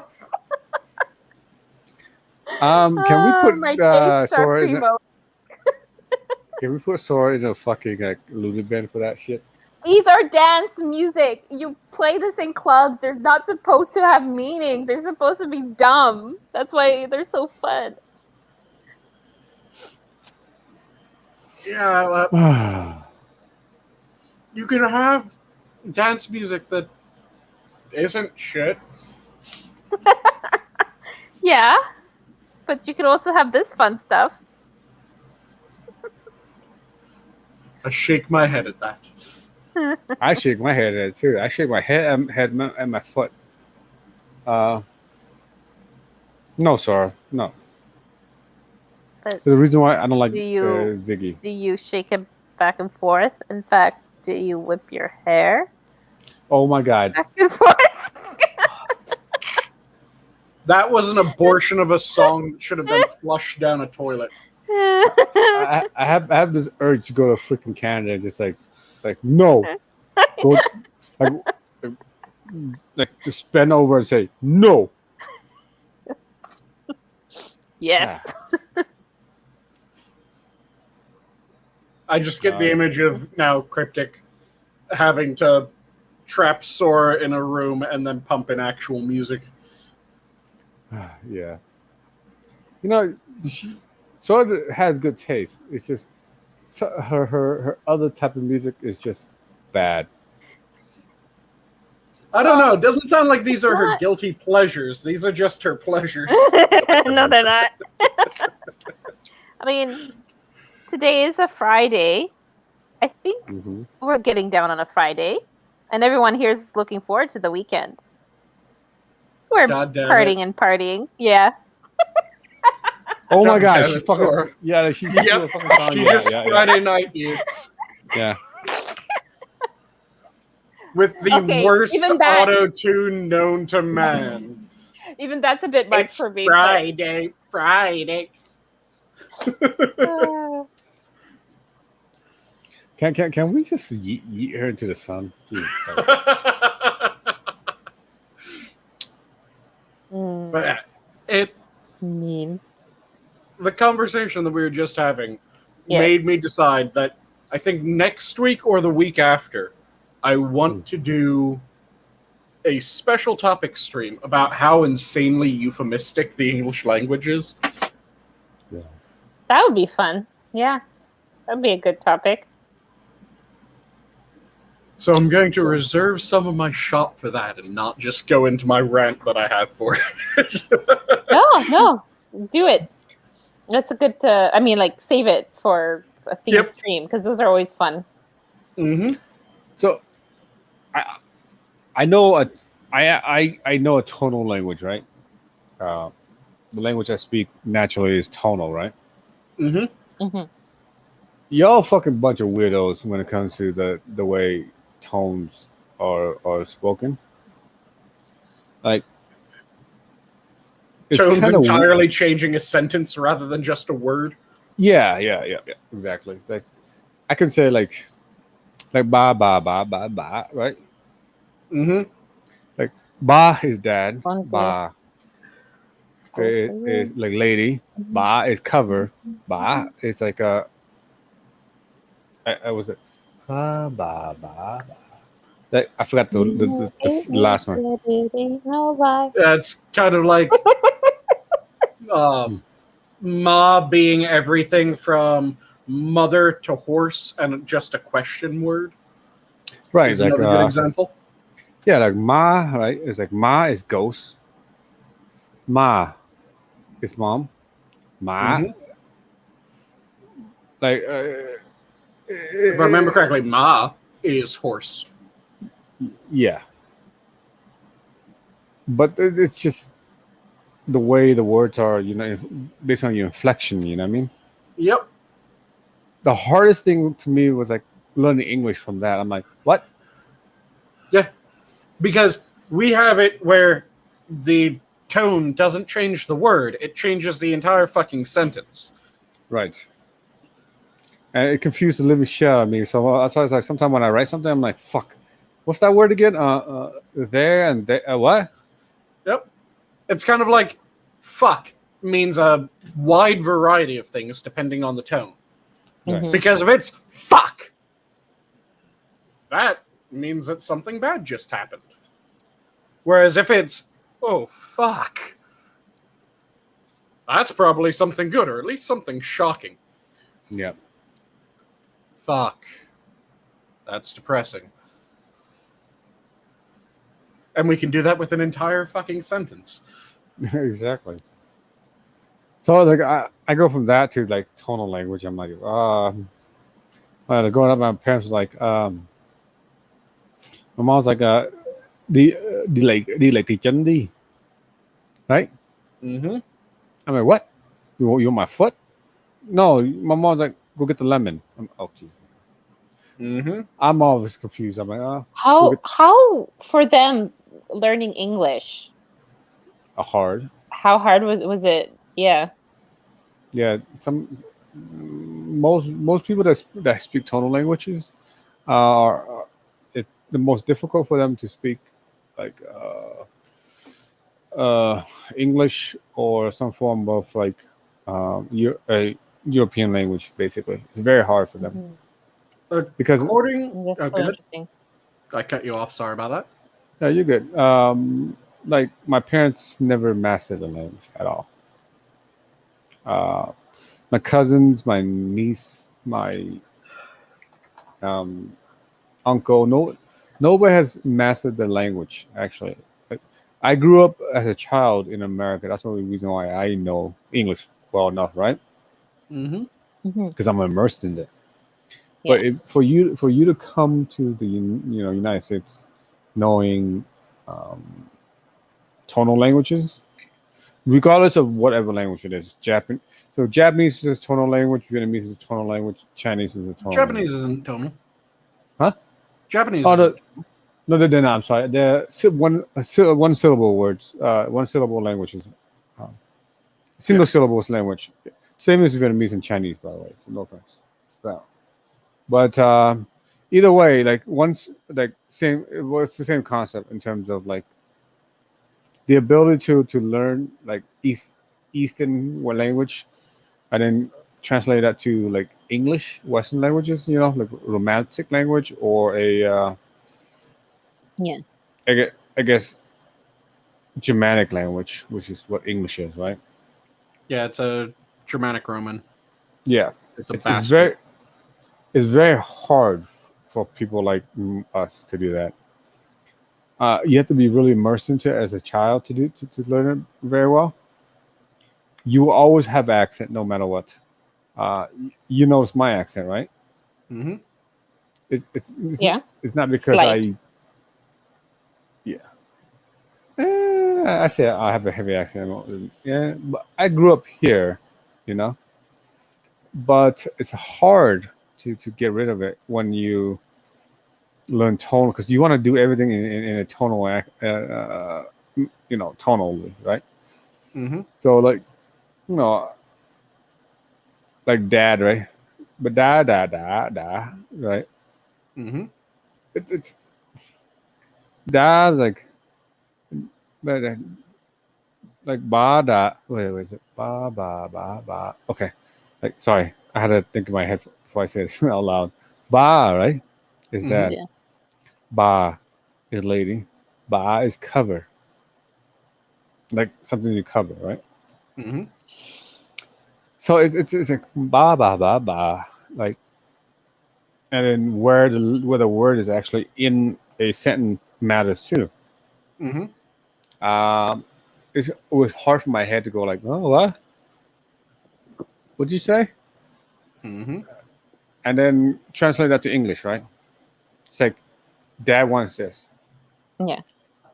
or go cover that thing, right? Mm-hmm. Where that word is very important to the sentence. In English, it's like, go cover that thing, or you go cover it, or there's Dad. Dad is over there, type of deal.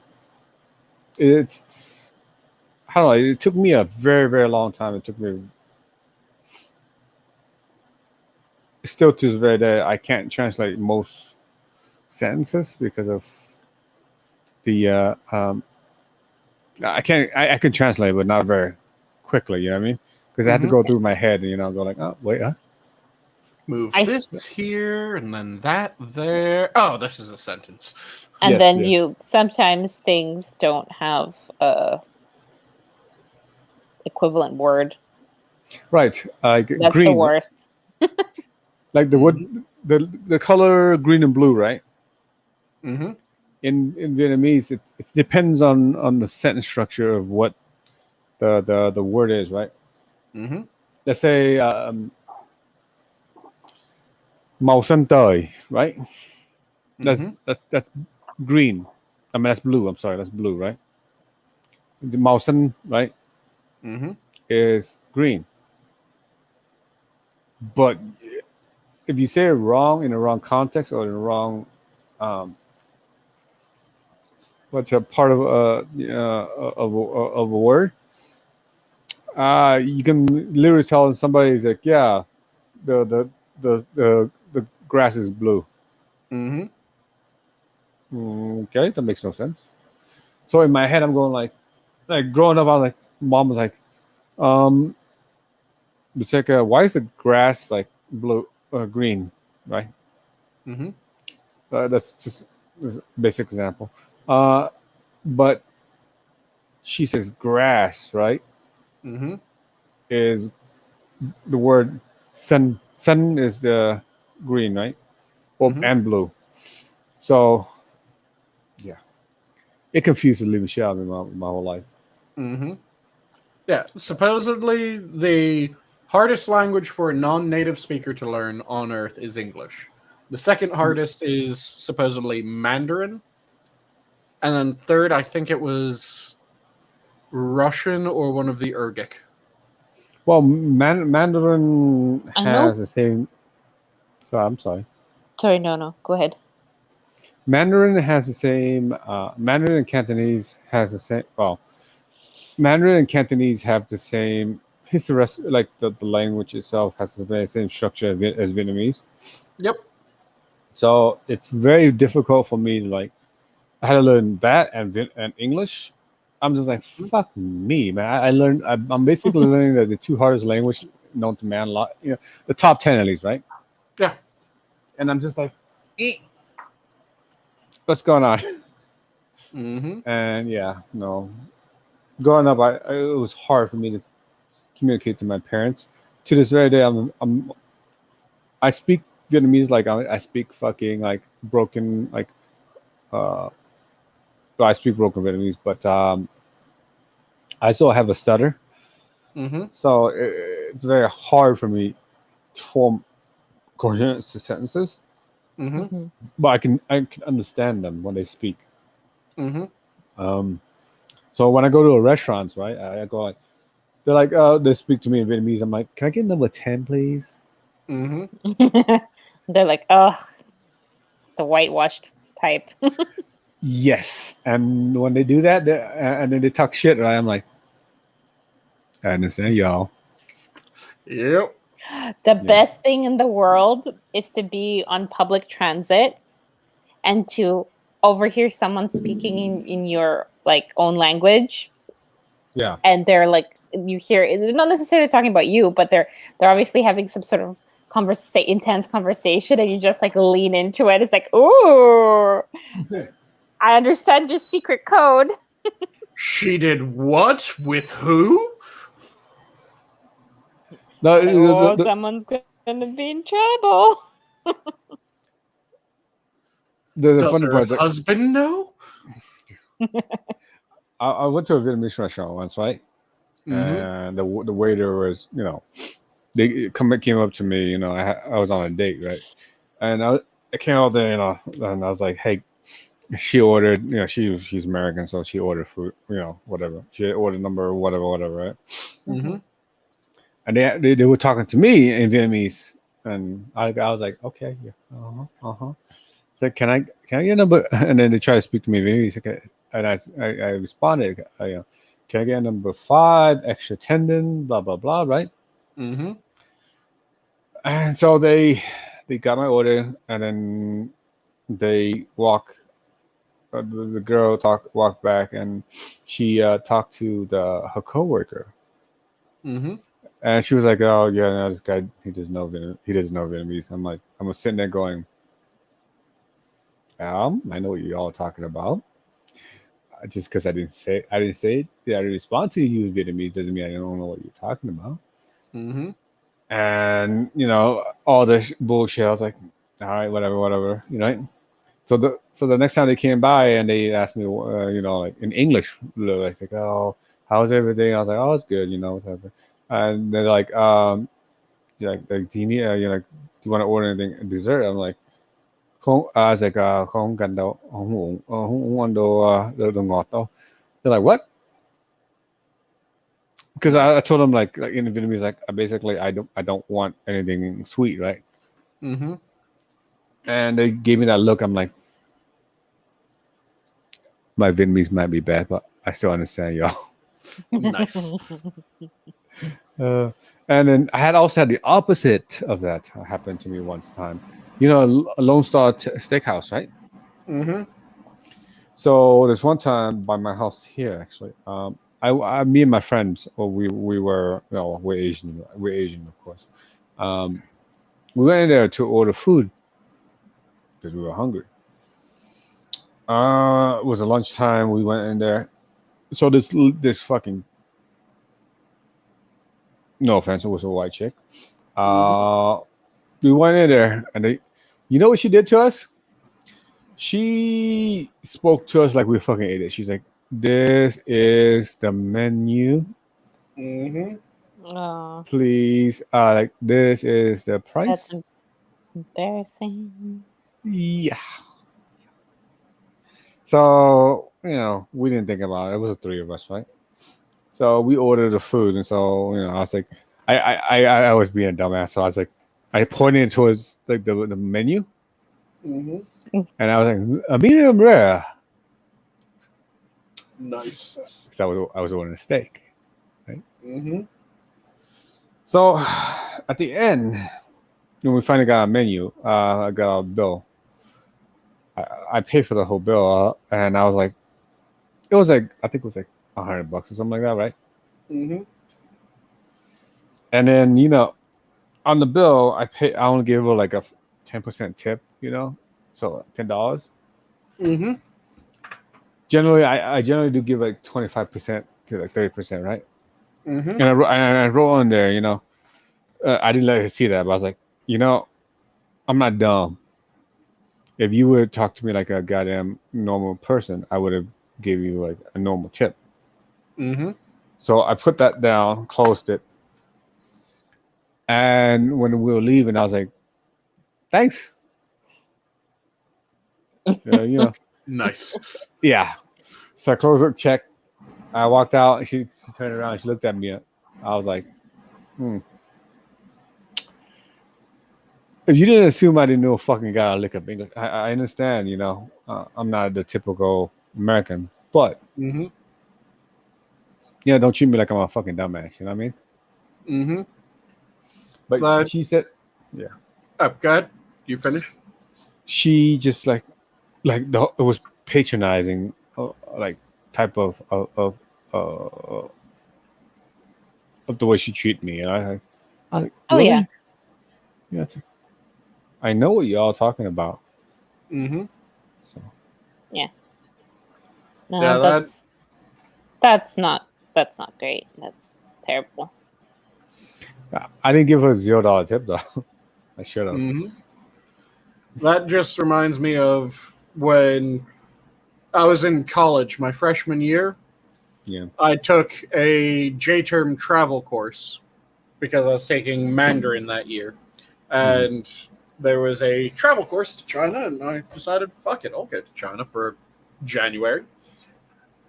While I was there, my professor would be talking to various people, and there were several times. Have you been to China, Cryptic? No, I've been to Hong Kong, but that's about it. Okay. Have you been to China at all, Sora? No. Okay. So the average height of a Chinese man at the time, if I remember correctly, was something around 5'6", 5'7".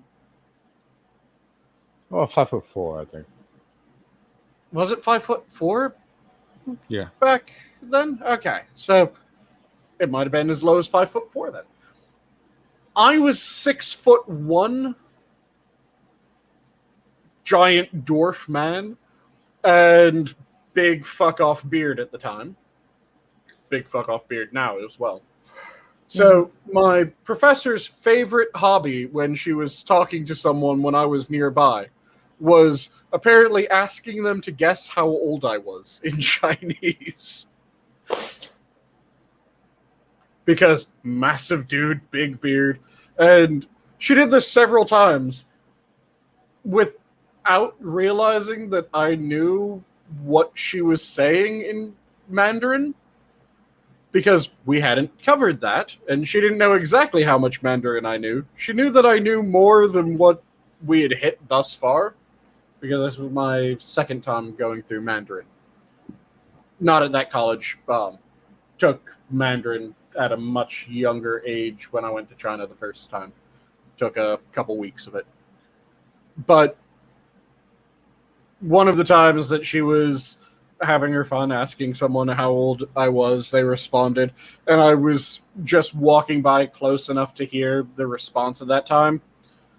So I just responded back in Chinese, going, no, that's wrong, I'm this old, and continued on, and my professor just kind of, wait, you knew that one? Yep. Oh, you ruined the fun. Have you heard me ask other people? Yep. Why didn't you chime in then? Didn't see your need to, and this time I was close enough. Yeah, I did the same thing all the time when I go to Asian market, right? Mm-hmm. Like Vietnamese, like the local Asian market, like those are run by Vietnamese, right? They come in there. I walk in, I buy my thing, whatever, you know. I didn't know.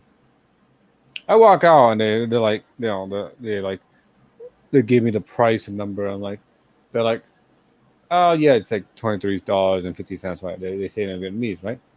Like how many baht on them? I'll give them my money. And like, and they you know, in Vietnamese culture, if you don't know their age, but if they look older than you, you call them older brother. You if they're older, like people, like you call them uncle. If they're really old, you call them grandpa, right? So I'm standing there, I'm like, this girl, I was checking out. She was checking me out. And she's like, she's like, brother, it's 20, whatever, right? I was like, oh, it's like $23 and whatever in Vietnamese, and I was like, how many baht on? She's like, I was like, all right, cool, thank you. Like, she's like, I was like, $20. Can you charge this to this card? Because it was like my debit card at the time, right? So she's like, oh, okay, hi, yeah. She had an accent because she's, you know, not from here originally. So she said that, right? As I'm walking out, I'm like, cảm ơn em. Like, I told her, thank you, like sister, right? And she's like, she looked at me, she's like, you heard me, didn't you? Kind of. Because she was talking to her sister at the time, because her sister was next to her. and they were like, they thought I didn't know any Vietnamese, and they were talking like, he lost his roots and blah blah blah. I'm like, I just. Mm-hmm. Yeah, I like to fuck with people like that a lot. Oh yeah, it's always fun when you're able to kind of. Oh, you thought I didn't know? I knew, motherfucker. I knew. Exactly. Yeah. And- Okay. Oh, go ahead, son. Nope, you first because mine is going to be different. Well, mine was like I do the same thing with like my parents' friends, right? Mm-hmm. They would talk shit about me behind my back, right? They didn't expect that I know what they're talking about, Mm-hmm. because they didn't think I know what they're saying. Mm-hmm. And then there's one time they were talking shit. I'm like, they said that I would be like a bum, a gangbanger, blah blah blah blah blah, right? I go up to them, I'm like, in Vietnamese, I was like, you think I'm gonna be all that shit, right? Mm-hmm.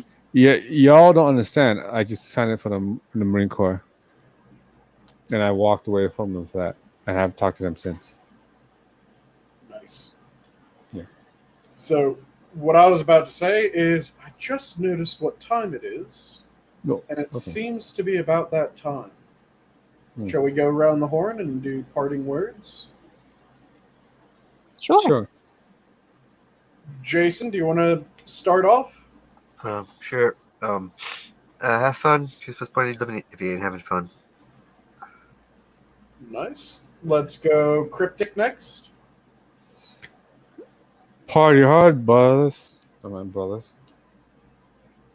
And then Sora. My parting words is a image I'm sharing right now. Yep, I'm about to Spinach? click it in. That's the snowbirds that I was supposed to see today. That someone took a photo of with a CF-18, I think is what they said it was, the blue plane. But yeah, these are the ones I couldn't fucking see. They're doing a tour in honor of healthcare workers, so they're going city to city, touring. They're flying over various hospitals, which is hilarious because most hospitals are supposed to be quiet zones, and there's nothing quiet about snowbirds and the fighter jet flying over the hospitals, because they literally flew. They hit every single hospital in the city in Lower Mainland. That is beautiful. But yeah, there they are. Cute little snowbirds. Yeah. Mm-hmm. I like them.